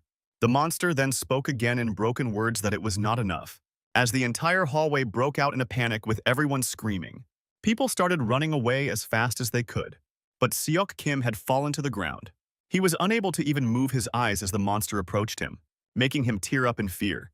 Hyuk, however, stepped in, telling Yoon to move aside, as he picked up the fire extinguisher, unclipping it. Raising it before him, he pointed it at the monster. The monster then turned its attention towards Hyuk, as he pulled the lever of the fire extinguisher, spraying the monster in the face with foam. The monster was pushed back by the force of the spray, stepping back towards the entrance. Yoon noticed this, and began pushing the monster back towards the gate while continuing to spray it. He then turned towards Seok Kim, telling him to close the shutter down right away when he tells him to. Seok Kim agreed as he rushed off, while Hyuk kept pushing back the monster. The monster struggled to escape the foam, but Hyuk kept attacking him relentlessly. And as the monster was out of the gate, Hyuk shouted for Seok Kim to close the shutters immediately. The old man flipped the switch at the circuit breaker, making the shutters come down immediately. The monster was almost out as Hyuk just needed to hold on a bit more. But then suddenly, the fire extinguisher gave out, as it was now empty. Hyuk was shocked as the foam fizzled out, leaving him defenseless before the monster. Looking back at his sister, he told her to run as the monster's tongue lashed at him. Yoon screamed in horror, but Wook stepped in the right time, pushing the monster out with his body. The monster's head slammed into the gate. As the two rolled outside, Yoon shouted out for Wook, calling him a mobster, as he reminded her that he was a good guy. They then shouted at him to come in quickly as the shutters were closing. Wook got up in a hurry as he rushed in, sliding beneath the shutters just in time. The shutter slammed shut behind him, as all of them let out a sigh of relief. Just then, Yoon told him to watch out, as Wook was almost pierced by the monster's tongue, which stopped right before his eye. Wook reeled back in a panic as he saw that the monster was stuck behind the shutter. Seeing that it was unable to do anything anymore, the monster gave up. It once again said in a low voice that it was not enough. Before moving away from the gate, Wook just sat on the floor for a moment, catching his breath. Letting out a sigh of relief, he was happy that he had made it. Hyuk then reached his hand out for Wook to help him get up. Wook slapped his hand, saying that he was gutsy and he liked it. Hyuk then introduced himself to him as Hyuk Lee, with Wook doing the same, saying that he was Wook Pyun. Telling Hyuk in advance that he was not a mobster, Yoon then brought their attention to the body in the room, as they all looked at the dried-out husk. Hyuk told her to not look at it. Wook asked them if they had never seen a dead body before, to which Hyuk said that people usually don't, asking Wook if he had. Wook told him that he was not a usual person, but he had never seen anything like that before. They all then looked around the room wondering what was happening, as they saw the other tenants trembling in fear. Wook then remembered Hyun's words, confirming with Hyuk that the monster they just saw was in a male form. Gritting his teeth in frustration, he informed them that there might be more of the monsters. Hyuk asked Wook what made him think that, but just then something caught his eye, as he said that Wook might be right. Turning to look outside, they noticed that there were a lot of figures outside the gate. Realizing that there were a lot of monsters roaming around aside from the one they had just seen. Reeling back in horror, they stood frozen, wondering just what was happening out there.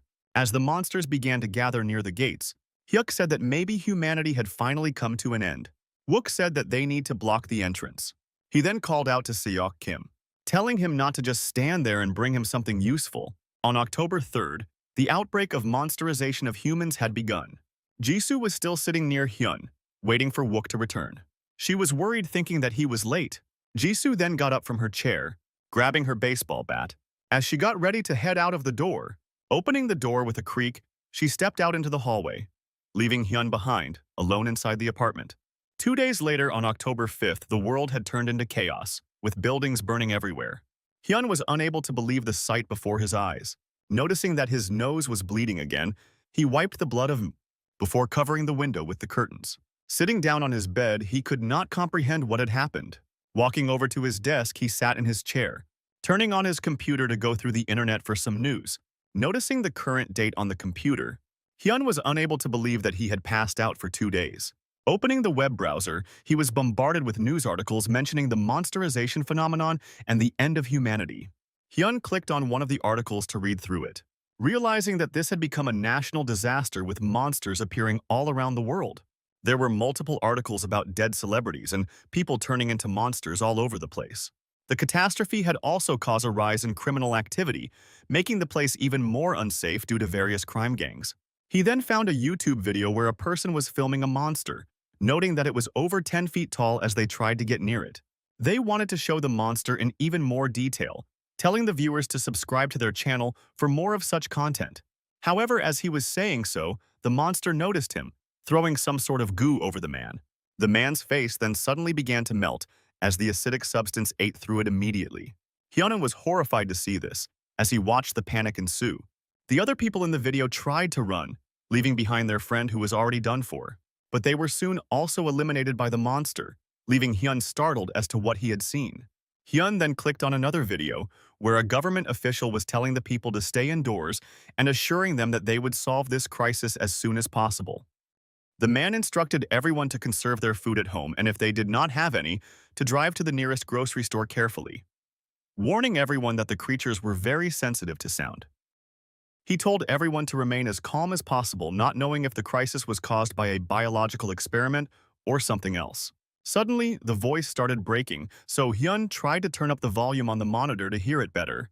But he noticed that the official has started bleeding from the nose as he began to cough and heave loudly. The man's condition started to get worse as he clenched onto his chest tightly, still trying to speak. The security guards then surrounded the president to check up on him. Not knowing what had happened, Hyun noted that this all was really messed up. He then glanced over to his desk, eyeing the broomstick that he had broken off earlier. Hyun grabbed the stick as he began to head towards the apartment door, grabbing onto the handle as he was about to open it. But just then something crossed his mind as he just stood there, unable to do anything. He wondered if he really wanted to be a hero in a world filled with monsters. Letting go of the handle, he told himself to wake up from his delusions. Putting down the stick, he headed back into the room. But as he was walking, he noticed his stomach growling loudly. Hyun realized that he did not have a choice, opening up his phone as he dialed in a number to call. The world was not over yet since the internet was still working, so he could still have the food delivered to him. But as he was calling, a sudden loud beeping sound startled him, making him flinch away. Seeing the phone beep without any response, he wondered if maybe the world really had come to an end. Throwing his phone over onto the bed as he looked at it anxiously, Hyun then remembered that the carton of ramen packets was still outside his apartment.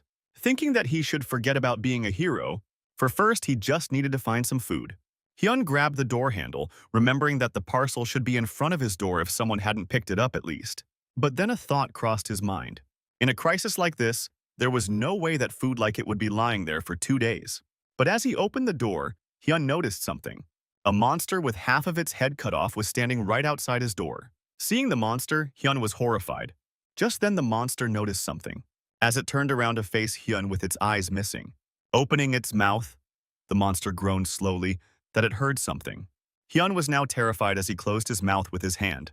The monster then turned, its body around in Hyun's direction, walking slowly towards his apartment as Hyun moves out of its way. Opening the door with a creak, the monster stepped into the apartment, slamming the door behind it with a loud bang, which made Hyun flinch. The monster then walked past Hyun into the apartment with heavy steps. Hyun was still holding onto his breath in order to not make a sound. But then the monster groaned that he could not see. The monster kept groaning as Hyun watched it with bated breath, trying not to catch its attention. The monster then grinded his teeth, before opening its mouth again to say that it could not see, screaming out in a loud voice that it was unable to see anything over and over again. Seeing the monster scream, Hyun wondered how long it had been since someone had entered his room, trying his best not to make a sound. The monster was standing in his room, foaming from its mouth. Hyun was horrified to see that it was a real monster. Clenching his fist tightly, he realized that he was unable to move his body. The monster started searching around Hyun's room, checking the empty bed with its claws. Hyun watched on anxiously, wondering if the monster was blind. The monster then slowly moved over to the desk, checking the monitor as it stumbled around. Hyun had noticed that half of the monster's face was gone, wondering if someone had chopped it off. He then glanced over to his sharpened broomstick, thinking that he might be able to kill the monster with it. The monster was still searching around Hyun's room, but just then, Hyun's phone was about to complete charging.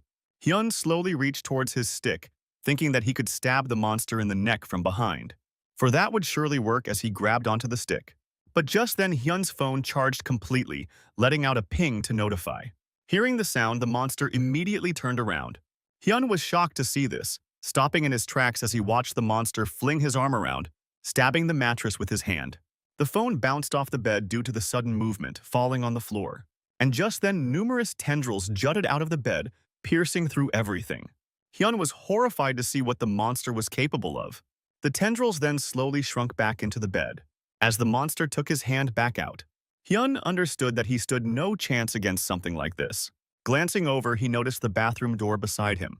Moving as quietly as possible, he reached out for the bathroom door, opening it slowly as to not cause any noise as he quickly went inside, shutting the bathroom door behind him. But as he was about to close it, his hands trembled, scared that the clicking sound might attract the monster's attention. But slowly, he let go of the handle, letting it click shut. Seeing nothing happen, Hyun stood still in the bathroom, but the monster had already turned towards him, looking at the bathroom wall intently. The sun then set as night finally rolled around. Inside Hyun's apartment, everything was quiet. Hyun was still sitting inside the bathroom shower, trembling with fear. He wondered if the monster was still there, remembering how it had entered his apartment, slamming the door shut behind him. He hadn't heard the front door opening, so he assumed that the monster was still inside. But he then wondered how long he had been locked in there, feeling hungry. He looked at the bathroom sink, thinking that he should at least have some water as he got up. Carefully, he turned the tap with trembling hands, letting the water trickle into his palm. Slowly bringing up the water to his mouth, he gulped it down. Even more time passed as it was now midnight. Hyun was still stuck in the bathroom, sleeping on the floor. Suddenly, his body flinched as he realized that he needed to pee. Getting up slowly, he headed towards the toilet. Standing in front of it with bated breath, Hyun stared at the toilet, looked at the water, fumbling with his pants as he opened the zip. He then began to pee, with the stream running down into the toilet. It was so dark that he was not able to see, being cautious to pee on the side as not make any noise. But just then, his body relaxed, making him doze off. As his stream hit the water, making a loud sound, Hyun was jolted awake from the noise, realizing what had happened as he turned his head around. The monster's voice came from outside the bathroom door, asking if he was there, making Hyun stare anxiously as to what it was about to do. The metal door behind him began to crumple, as the monster's hand shot right through it, piercing the mirror in front of Hyun's face. The appendage had barely missed Hyun's head as he stared at it in fear. But then the hand began to tremble, as he remembered what had happened to the bed when the monster had attacked it. Clenching his jaw, Hyun just stood there for what was about to happen next. The sharp tendrils then shot out from the arm, shattering and cracking as they pierced into the walls. However, through sheer luck, they had managed to avoid Hyun's body, leaving him unscathed. The tendrils then slowly retracted back into the arm, as the monster pulled his hand back through the door. A groan came from outside the door that there was no one there, with Hyun hearing the sound of footsteps walking away as the monster finally opened the apartment door and left. Hyun still stood in the bathroom with his heart beating loudly as he finally heard the area go quiet. Falling to the floor, he gasped for air, relived that he was now safe. Peeking out from the bathroom, he saw that the monster had left, leaving the front door wide open. Hyun then slowly crawled over to the door, looking around the hallway to see if the area was clear. Relived to see that he was alone, he quietly headed towards the carton of ramen, bringing back as many packs as he could carry as he slowly closed the door, locking it shut behind him. The next morning then came as the sun rose up over the building. Dirty utensils and ramen packets were strewn around over the kitchen counter, and in the bedroom, The top of the bed was empty, as Hyun was sleeping beneath the bed on the floor in order to avoid any monsters. A few minutes later, he opened his eyes. Moving over to the window, he opened it in order to look outside. The outside world had now gone quiet, with the fires having died out. There were many people lying on rooftops, uncertain if they were alive or not. He knew that what had happened had felt way too real to be a dream. He understood that there were tons of monsters walking around, even in those regular-looking buildings. Remembering what had happened to him last night, he was now sure that the world outside this room was dangerous. Hyun had wished that it was all just a prank. But as he looked down, something caught his eye. Below the apartment, on the ground floor, there was something standing. Looking closer, Hyun realized that it was a monster. But just then the monster with a giant eyeball noticed Hyun as well. Hyun was freaked out by this, as he went back into the room, shutting the window behind him. Soon it was night again. Hyun was now on his computer, going through the internet. Scrolling through various articles, he clicked on one that was named Bear Girls Apocalypse Survival Blog. The blog mentioned how there had been no proper response to the monsterization situation from the government. He even speculated that the president had also become a monster due to there having been no sightings of him in public ever since. Hyun then kept reading the blogs to find more useful information. But then suddenly he read how the monsters were blocking wireless communication, and each monster had a range of around 50 meters, so going outside it might allow for calling. He also read that this monsterization was different from a virus outbreak, for unlike zombies whose infection could be avoided by staying away from bites and scratches, the monsterization started from the inside. The symptoms included nosebleeds, frequent hallucinations, excessive appetite, and frequent fainting. Saying that if anyone has these symptoms, they should end their lives, for their inner consciousness would continue to try and turn them into a monster. Hyun was stuck on the part that told people to end themselves if they had these symptoms, as their existence was harmful to everyone else. Hyun recalled his nosebleed and the voices he was hearing. Gritting his teeth, he understood what it meant, calling the article too harsh. Hyun then grabbed his phone, wondering what he was supposed to do. Opening up his calendar, he reminded himself that he was going to end it in 19 days anyways. Staring at it for some time, he threw the phone back on the table, leaning back on his chair as he stared at the roof. Thinking about his family, he was relieved that they at least died as humans. The thought of them made him almost tear up. But just then he was stunned as he heard a tapping sound. Looking back, he realized that the sound was coming from the window. Hyun was confused by this as he crawled towards the window, wondering what it was. He then opened the curtains to take a peek. But what was saw was the giant eyeball monster staring back at him through the glass, freezing him in fear as the tapping continued. The eyeball monster stared right at Hyun, looking around into his room. His neck had stretched all the way up to his floor, allowing his head to peek. But then the monster's head slowly went down, leaving Hyun shocked and alone in his room. He then fell to the bed wondering what he had just seen, trying to make sense of the situation as the tapping continued across the building. In the next morning, Hyun had clipped his curtains shut. He then opened the fridge to find something to eat, but it was as empty as he had left it last time. All that was there was a spoiled, half-eaten meal and some wrappers and plastic bags. Finding nothing, he closed it shut, walking over back to his desk as he sat on the chair. Hyun stared blankly at the computer screen, looking at the time that had passed. Suddenly, a thought came across his mind as he realized that he might not even survive till the 25th. Remembering his nosebleeds and voices, and the encounters he had with the monsters. So the question now was, will he get killed by a monster or become a monster himself first? Hyun then remembered Wook, wondering who he was. But he gave up on that thought as he reached for his computer, opening the web browser again. Opening his favorites tab, he looked through it. Relived to find that Maria website was still working. The site showed the movie promo for Maria from the Sky along with a trailer video.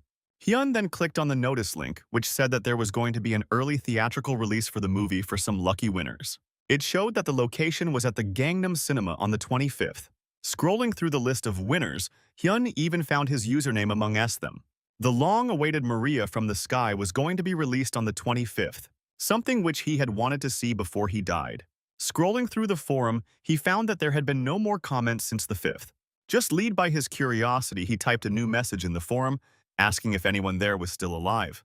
Hesitating for a moment, he posted the message that he was out of food and had not become a monster yet. But he would not survive longer with nothing to eat in his apartment like garbage. After clicking on post, he waited for a few moments, wondering just why he was doing something so pathetic. Clicking on his post once more, he was about to delete it. But just then there was a new response to his message by someone named Kru Kru. Hyun was surprised to see this, quickly clicking on the response as he asked the person how they were over there. Waiting for a few moments as no reply came, Hyun became anxious. But just then Kru Kru responded to his message saying that they were in the worst condition. Hyun was surprised to see this as Kru Kru asked if he was in the process of monsterization yet, to which Hyun said that he was definitely in the process, but it was working slowly for him. Kru Kru responded that the monsterization time varies from person to person, congratulating Hyun on his extended time. Hyun smiled at his sarcastic remark, before asking Kru Kru where he lived, to which he sarcastically asked if Hyun was coming to share food. But Hyun admitted to him that he had no more food left and was probably going to starve to death before he could end himself, which made Kru Kru curious. Looking at his message, Hyun wondered just what he was doing, saying something like this to a person whom he did not even know. He then told Kru Kru that he was planning to end himself on the 25th, but now was not even sure he could survive until then.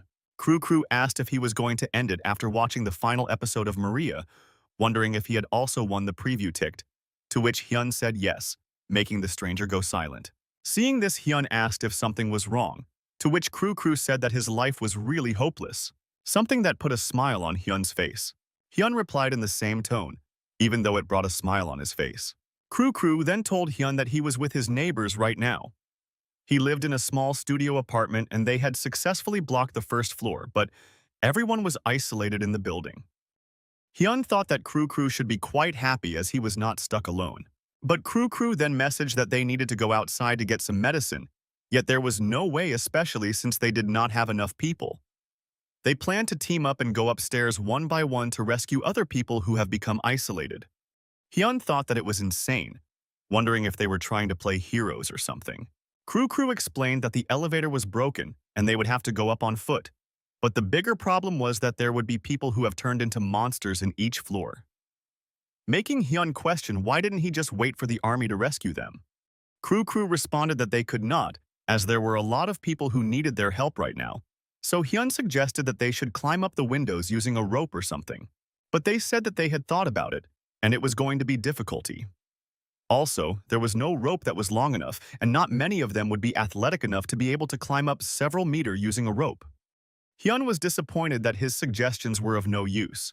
But then Kru Kru messaged one more thing, saying that there was a monster with an odd eyeball that was climbing around outside of the window. Hyun was shocked to hear this, as he realized what Kru Kru was talking about. Reading it, he recalled the large eyeball monster that he had encountered, with questions filling his mind. Kru Kru then said that he was leaving as there were people waiting for him. But Hyun wanted him to wait, wanting to asking something. But before he could type anything, Kru Kru had left the chat room, leaving Hyun helpless. In the security room, Hyuk decided that he should get going. Yoon entered the room, asking him what he was doing as everyone was waiting for him. Hyuk told her that he was coming, putting on his backpack as they got ready to leave. Outside, Wook and the others were waiting for them, having equipped themselves with everything they can. They had managed to block off the front entrance with various furniture in order to stop monsters from getting in. Yoon had also equipped herself with a spray can and lighter, nervous for what they were about to do. Wook asked Hyuk if he was ready, and Hyuk replied that they should head out. Hyun was still on the 14th floor, and the rescue team was on the first floor. With a disaster threatening mankind, Hyun had thought that his little world would never change. But it unfortunately had. Seeing the no network screen, Hyun realized that the internet was finally out. Getting up from the chair, he laid down on the floor, thinking that he probably would not survive until the 25th. Lying there, he stared at his hands. He had not thought that the theatrical cut of Maria would be released anyway, wondering if he should end it all before becoming a monster. Then, at least he would die as a human. Staring at the ceiling, he saw a spider on the roof. He questioned if it would really be okay dying alone in a place like this. He once again remembered his family, thinking that for a loser like him it would not make much of a difference if he went out in the human world or the monster world. He then remembered the message that Kru Kru had sent, thinking that there was no way they could save people. Just then he saw a fly getting caught in the spider's web, thinking that the spider was about to feast while he was starving there. Seeing the fly move around, he told it to quit struggling, since it was about to be eaten, feeling sorry for the little bug. Hyun felt relatable with the fly, as he imagined himself in the similar position. But just then, the fly escaped the web, flying away. Hyun jolted up upon seeing this. Seeing the fly run away, he could not help but laugh at it. Just then he saw the window of his room. Looking at it, he noticed that there were some noises from the outside. Anxiously, Hyun decided to peek under the curtain to see what was happening. Outside, he noticed the voices of some children, pleading their father to no-go and stay with them. Hyun opened the window to look outside, seeing a man dangling from a window below. Hyun was surprised to see that there were other survivors, noting that it was room 1210 from the window's position. The man assured the children that he was just going to get some food for them, telling them to crying, or else they will attract the monsters. He told them to take care until he came back, reminding them that he used to be in special forces. He told them that he would climb down and come back in no time. Hyun was surprised to see the man go down, considering that it was too dangerous. Just then something caught his eye, petrifying him. Below on the ground he noticed the giant eyeball monster, who was now moving towards the man in the window. Gritting his teeth, Hyun shouted at the man to watch out and look below. The man was surprised to see Hyun, but looked down as he was told. Yet suddenly, he saw that the eyeball monster was now right beside him. The man got startled, struggling to get away. It shouted at the monster to go away, screaming at the top of his lungs. But just then the cloth he was hanging on to began to rip, as the man fell down screaming. Hyun was horrified to see this, as the man landed on the ground with a loud thud. He averted his eyes as he could not bear to see what had happened. But looking down, he noticed that the children were still screaming for their dad. The monster then turned its attention towards them, making the children quiver in fear as they held each other tightly. They screamed at it to go away as it slowly entered their window. Hyun was now in his bed, trembling as the children screamed out for help. He was shaking in fear, hearing their cries for help, for someone to come save them. And just then, he decided something. Taking his monitor out, he threw it out of the window. Falling down, the monitor hit the monster right in the head, startling it. The monster immediately looked above, finding Hyun standing there, peeking out of his window. Hyun shouted at the monster to come at him, calling it a perverted peeping creep. The monster got enraged, making its way straight towards Hyun, who went inside. Hyun immediately rushed across his room, grabbing his stick. The monster then broke into his room, shattering then window. However, Hyun was standing there, ready for it. Immediately turning towards the monster, he held up the pipe, rushing towards it to stab it. The memories of Hyun helping his friends flashed before his eyes. He helped a handicapped man mentally as he was talking to him with a bright smile. He then helped another friend of his get good grades by sharing his notes. His mom was happy to see that his grades had improved a lot, saying that she was really proud of her son. Even in sports, Hyun was good, scoring the goal, helping his team win as they cheered him on. His crush then asked him if he would like to go out with her. He also helped save animals from the streets. Even when the class ended, he was the one who was the class representative. Everyone praised Hyun, saying that he knew how to do everything, that he was cute, that he was kind, was such a hard worker and someone who his parents were proud of. But so what? Nothing mattered in the end, and after all, he was still nothing. Hyun screamed as he lunged towards the monster, but the monster managed to dodge his attack as he stabbed the bed. The monster then suddenly started running around Hyun, choking him with its long neck. Under the monster's tight grasp, Hyun was unable to breathe. The monster clenched even tighter, making him struggle more. Just then a voice came from inside asking if Hyun wanted to breathe. Hyun was shocked to hear this, wondering what was happening. The voice then asked Hyun what it was that he desired. Gritting his teeth, Hyun stabbed the monster in its giant eye. As its blood splattered everywhere, the monster began to shriek, leaving Hyun. The monster flailed around wildly in the room as Hyun coughed, trying to catch his breath. Hyun then stepped back, creating some space between him and the monster as he raised his pipe. But standing there, he noticed that the monster had stopped moving. Hyun then screamed out, telling the voice to listen to him. Rushing towards the monster to attack again, he said that what he desired was to watch the theatrical version of Maria from the sky. Before stabbing the monster once again in the eye, the monster's body went limp as it fell on the bed. Hyun then pressed his pipe harder before taking it back out. The monster's head then shriveled on his bed. As he watched it with heavy breathing, letting out a sigh of relief, he finally sat back down on the chair. The room finally went quiet after all the struggle. Hyun then looked at the body of the monster, which was now lying on his bed. The realization that he had done this hit him. He had really killed this monster. But just then the monster's eye opened, shocking Hyun to his core. The monster's head began moving again as all of its eyes healed slowly. Hyun looked at it in surprise as the monster got back up again, staring right at him. The monster's head then began to change as tendrils jutted out of it, and a mouth appeared on its face. In a low, groaning voice, it said that everything hurts. Hyun looked at it frozen in fear, thinking that this was it. This was the end. The monster then angrily pointed its tendrils at him, telling Hyun to perish. And as the tendrils were about to reach him, Hyun closed his eyes, accepting what was about to happen. But just then, as loud bang filled the air, as the monster's neck was blasted off into pieces. Its head was now severed from its neck as it shrunk back like before. Hyun had closed his eyes in anticipation of what was going to happen, but the monster's neck fell off from the building. As he opened his eyes, he saw its severed head shrieking in pain. The head then dried out completely before dropping on the bed, lifeless once more. Hyun was still unable to believe what had happened. He stared at the monster's head in shock. Getting up from his chair, he slowly made his way towards his window. But as he was reaching, he stepped onto one of the tendrils which popped beneath his feet, making Hyun feel disgusted. Peeking out from his window, he was sure that he had heard something. And looking across his room, he saw a man peeking out of the next room's window, holding what appeared to be a makeshift weapon. Looking at the window's position, he realized that it was apartment 1408. The man then pointed at Hyun, asking if he was okay in sign language. But seeing that Hyun was unable to understand, the man became irritated. Went back inside his room, leaving Hyun confused. But a few moments later, he came back out with a whiteboard asking Hyun if he was okay.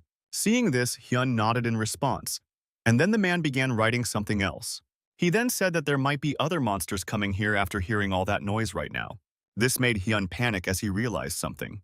In the apartment hallways, the footsteps of something making its way was heard. The headless monster was going through each floor.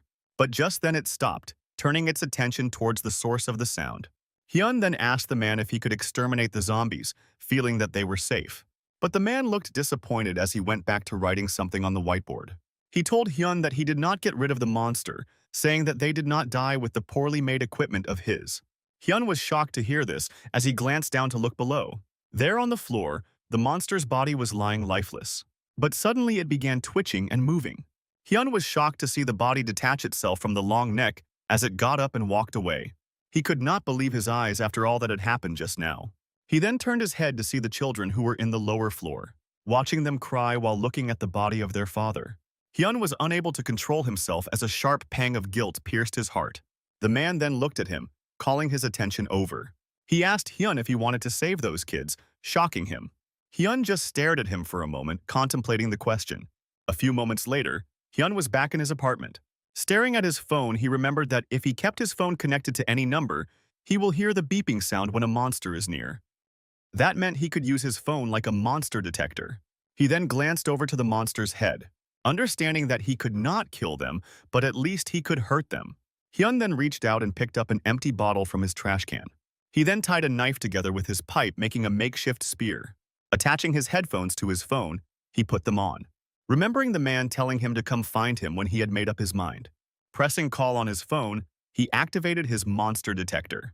Hearing nothing but a faint static, he was now sure that there were no monsters nearby. Opening the door, he was now ready to do this as he stepped out into the hallway, with the apartment locking behind him with a beep. Hyun then made his way across the blood-splattered hallways, his heart thumping wildly as clenched onto his spear. With trembling feet, he slowly made his way across to the man's apartment. Just then his heart beat even more wildly as he hallucinated the headless monster coming out of the lift in front of him. Convincing himself that it was not real, Hyun stepped forward. But just then a voice came from within, saying how nice it was to stay warm at home. His heart began thumping again as he imagined the monster coming from behind him. But he convinced himself that it was all in his head, with his body trembling in fear. The voice told Hyun that he would soon lose his life anyways, but Hyun told it to shut up. Sliding across the elevator, he extended his spear in front of the open door. Looking into the reflection of the knife, he was able to make sure that there was nothing there, letting out a sigh of relief.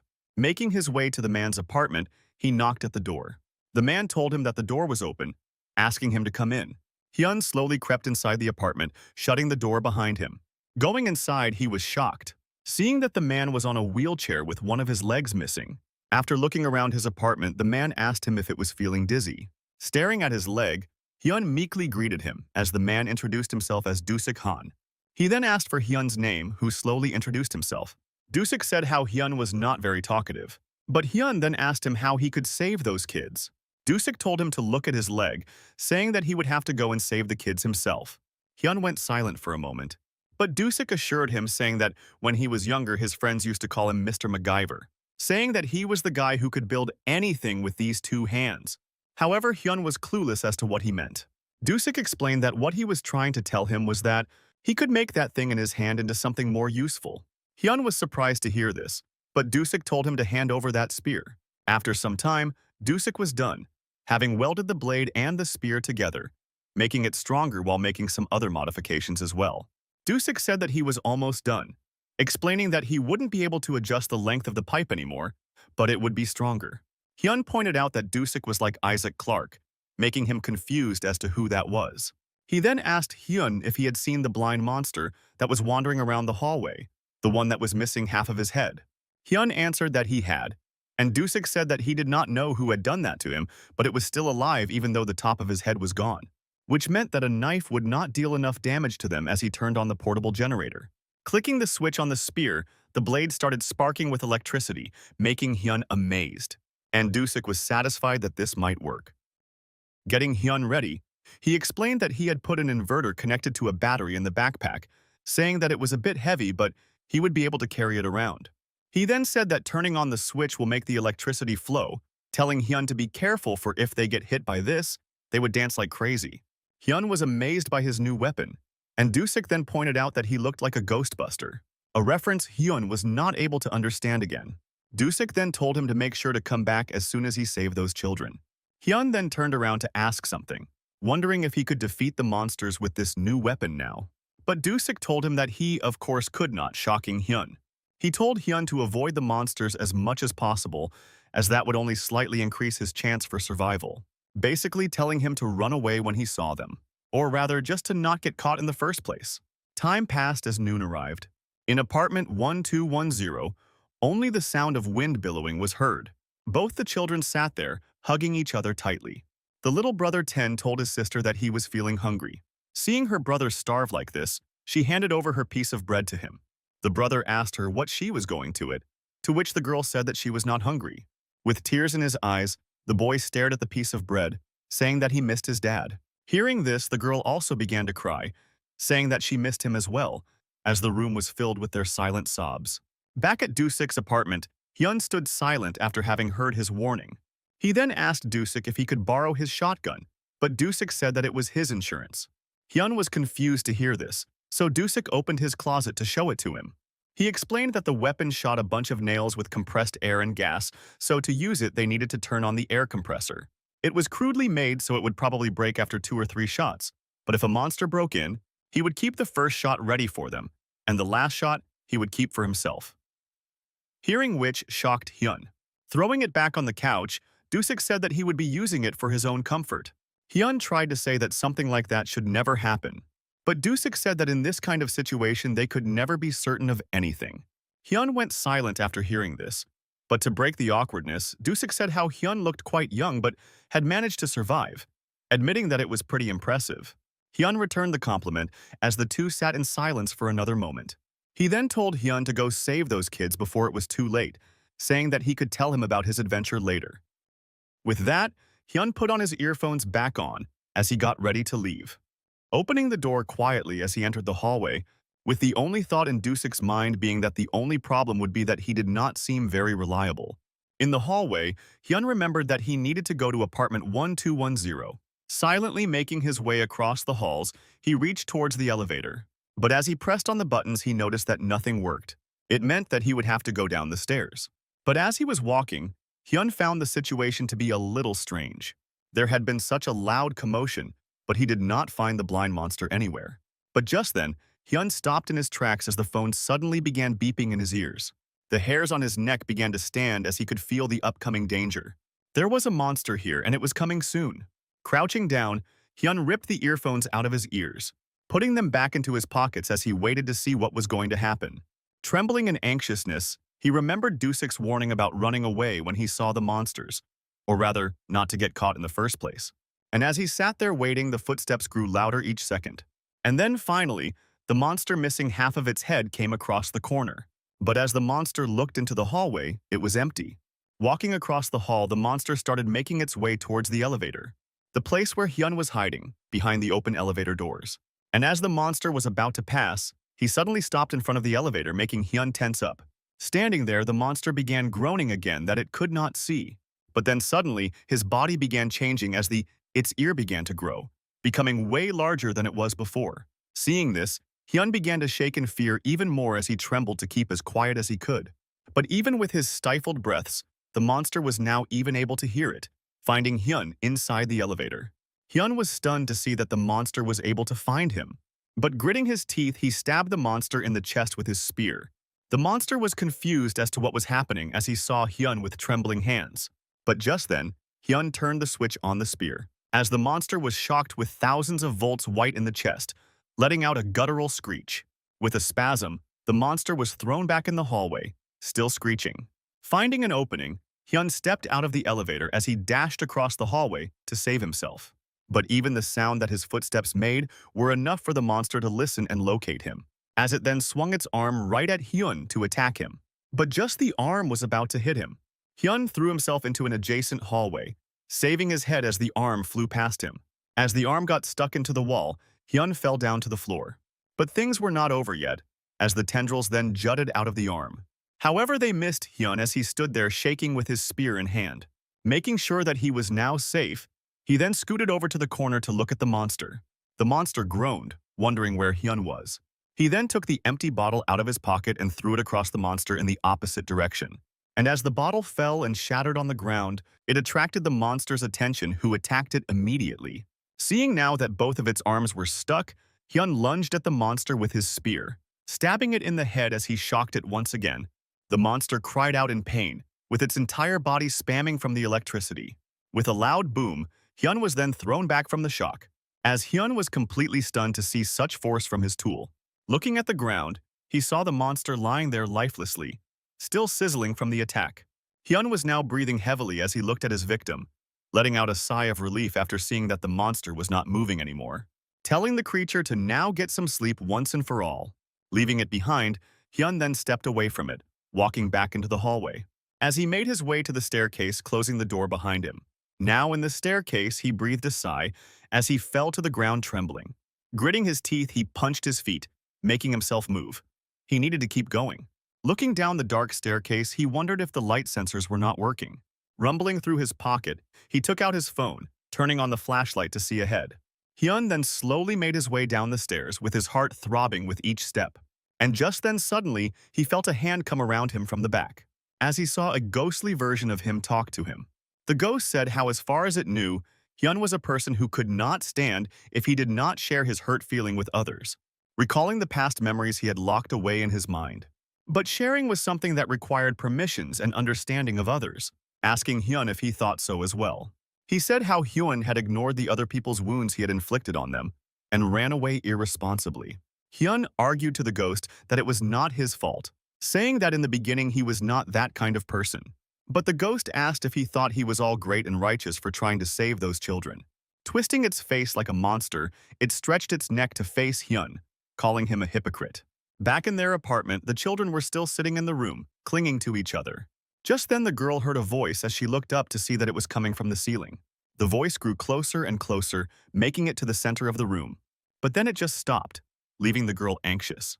The little girl then put down her sleeping brother on the futon as she picked up the knife, ready to face whatever was coming. Her feet were still trembling as she cried out for help, while Hyun was struggling against his inner monster. Coming down to the 12th floor, Hyun stood before the hallway door. His phone had started beeping again, making him realize that there were more monsters there. Taking his earphones out, he stuffed them back into his pocket. Taking a deep breath, he opened the door to take a peek at what was in the hallway. And just as he was scouting the area, his eyes froze at what he saw.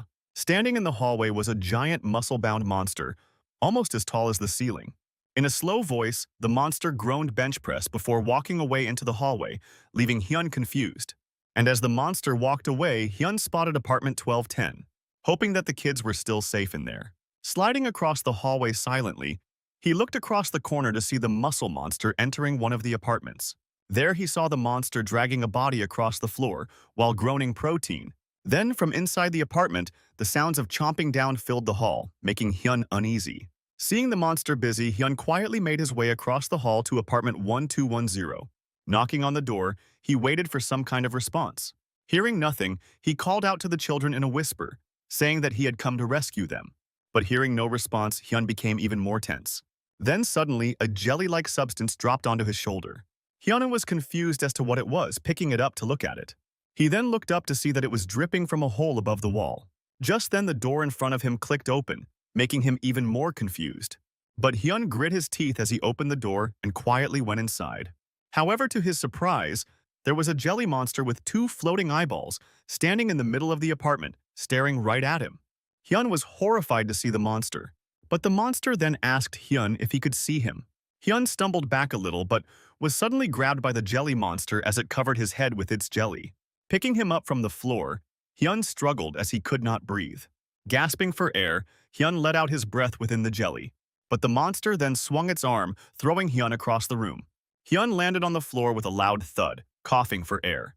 Getting back up, he saw that the monster was still looking at the empty doorway.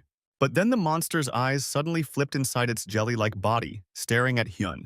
Hyun clenched onto his spear tightly, clicking the switch to activate the electric shock. He shouted at the monster, asking where the children were, but the monster just stared at him blankly. This made Hyun anxious, as he screamed at the monster asking what it had done to the children. Back on the 14th floor, the half-head monster was still lying on the floor. Dusik came over to it, holding his shotgun in hand. Seeing the monster in this state, he smirked and said how well Hyun had done. But as he held the weapon in his hands, his foot faltered. But just then, the monster's hand began to wriggle again. In apartment 1210, Hyun was still confronting the jelly monster with his spear in hand. But just then the monster's body began to move, making Hyun get into a defensive position. However, to his surprise, the monster became liquid-like and flew out of the apartment door, escaping through the hole in the roof outside. This left Hyun confused as to what just happened. He wondered if the monster had just ran away. Taking a deep breath, he was relived. But just then a creaking sound came from behind him. Looking back, he saw that it was the two children hiding in the closet. Hyun was happy to see that they were safe as the children began crying seeing him. After closing the apartment, he began talking with the children, coming to know that their mom was in Seoul. He had learned that the children had come to see their dad without telling their mom. Hyun let out a sigh as he looked around, seeing empty food cartons. He was able to get a gist of the situation right now. The little boy then asked Hyun to save his father, making him confused. The boy said that his father had fallen down because of the monster, something which Hyun already knew. But the boy then said that his father may be still alive. Hyun explained to the child that no one could stay alive after falling down from the 12th floor. This made the children break out in tears as they hugged each other. Hyun told them that their dad was not in this world anymore, saying that they should accept this and move on. Seeing the children sob like that, a thought crossed his mind that children were annoying. But then he remembered his own family, clenching his teeth. He then told the kids that there was a man he knew who had quite a lot of food, and he also had weapons that could protect them. He asked them if they were hungry, to which they immediately nodded yes. He then asked if they did not want to stay here by themselves, to which they agreed. With that, he explained to them that they were going to go out into the corridor where monsters were roaming, asking if they were ready to go with him. The children stared at Hyun, as he then asked them how old they were. The girl said that she was 9 years old and her name was Suk, and her brother was 6 years old and his name was Yong. Hyun nervously said that it was the perfect age for fighting monsters, trying to cheer the two up. He told them not to worry too much as he would protect them. But Suk noticed that his hands were shaking as well. As they were getting ready, Hyun explained to them that the elevator was not working, and it will be a little dark without the lights, but they will have to take the stairs. He also told them that the monsters were quite sensitive to sound, so they would have to follow him quietly before grabbing the rest of his gear. Getting up, he asked the two if they were ready as they responded with a nervous yes. Putting on his earphones, he then said that it was time to go. Hyun then slowly opened the door as he heard the protein monster groaning from the other apartment. Crawling across the hall, he signaled the children to follow him, as the three made their way to the stairs. Opening the door to the staircase, Hyun quickly checked if the coast was clear before sending the children inside. Hyun was determined to protect them, but then something inside him wondered if he could really do so. His inner monster laughed at Hyun, seeing him guide the children through the dark stairs, because now it knew for sure what Hyun's actual desire was. Hyun then suddenly started bleed from his nose again due to his inner monster's influence. Looking down at his hand, He saw that the blood was flowing way faster than before. And then, suddenly his heart started thumping as his eyes became bloodshot, with his skin turning monster-like under the light of the phone. Hyun flinched, grabbing his chest as he bumped against the walls. Suk asked him if he was okay, but Hyun told them to go ahead first and get away from him. Suk hesitated to leave him behind, but Hyun shouted her to hurry, turning even more monster-like. The children froze, before moving away from him as they were told. Hyun was breathing heavily as he stood in the stairway, with his inner voice asking if he wanted to play a hero. Looking at the children, his eyes blurred red as the voice asked if he was a hero in front of those who were weaker than him. Hyun struggled to maintain his sanity as he was still bleeding and shaking. The voice remembered how he was a good boy once, but it could now make him a real hero, asking Hyun to tell it what he wanted deep inside. But Hyun just stood there silently, staring at the monster within him. Recalling the Season 1 finale of Maria from the Sky, he explained how Maria's father, who was thought to have died, appeared before her. In the show, Maria was happy to see her dad who had returned from death itself. He called over to Maria saying that he had missed her while holding a knife behind his back. It was the devil who had disguised as her father that had tried to trick and end her. But Maria did not fall for that, stabbing the imposter in the chest herself. Maria said that the monster could not possibly fool her, because a devil always tells a lie. Hyun gripped onto his spear tightly, breathing heavily as he stood. The children asked him if he was okay, but Hyun just grunted. Looking up towards them, he said that he was fine, his skin having returned to looking normal. Young asked Hyun if he was turning into a monster, but Hyun told them that he was not going to turn yet, making them relived. Wiping the blood off his nose, he told them to keep going. But just then the sound of heavy stomping from behind shocked them all. They all stood frozen as the stomping grew louder and closer, arriving near the staircase door. Hyun clenched his teeth, tearing off his earphones as he cursed at the situation. The door was then cracked open from its hinges as the monster tore it off the frame. Squeezing its giant body through the frame, the muscle monster came through, still groaning about protein. Seeing the muscle monster, the three were shocked, before Hyun shouted at the children to run. The muscle monster then rushed straight at Hyun with heavy steps, punching the ground as he cracked the stairs, while Hyun managed to avoid him in the last second, jumping over the rails. Hyun jumped down to the 11th floor to avoid the giant monster. But on the 11th floor, in apartment number 1107, Jisoo turned around, hearing a loud noise. A screen frizzled with static as some text came on it, saying that this was not a regular broadcast and asked for the viewer's understanding. A news reporter came on the hazy screen, saying that today was 9th October, and it had been almost a week since the monsterization incident broke out. Hoping that everyone was alive and well. He said that their team was trying their best to give people the most accurate information possible in this chaotic situation, telling everyone that this was not a regular broadcast and that the viewing experience may not be smooth. A person asked if the monsterization incident was a biological disaster caused by a virus, or if there might be other causes. So they had invited some of the most prominent intellectuals in various fields and would be listening to their opinions one by one. But as they were about to put on the most prominent biologist in Korea on the screen, the transmission got cut off. Back in the stairwell, Hyun had managed to dodge the monster's attack by jumping over the railing. He then landed on the metal door with a loud thud, before sliding down the stairs, clattering on the door as he lay down in pain. The children asked Hyun if he was okay, but he got up wondering what he should do. He was not sure if the blind monster on the 14th floor was still knocked out or not. Just then he saw that the muscle monster was now going after the children, making him panic. The children were scared watching the giant monster walking towards them. In a panic, they ran up the stairs trying to get away from it. But Hyun then shouted at the monster, making it stop in its tracks. The monster then turned around, staring at Hyun from above the stairs. Looking at the monster, Hyun could assume that its desire was to be all muscle. A nervous smile then came on his face as he questioned if the monster was picking on little kids now, wondering if it wanted to show off its strength now that it had got some muscle on him. Calling the monster nothing but a skinny piece of crap.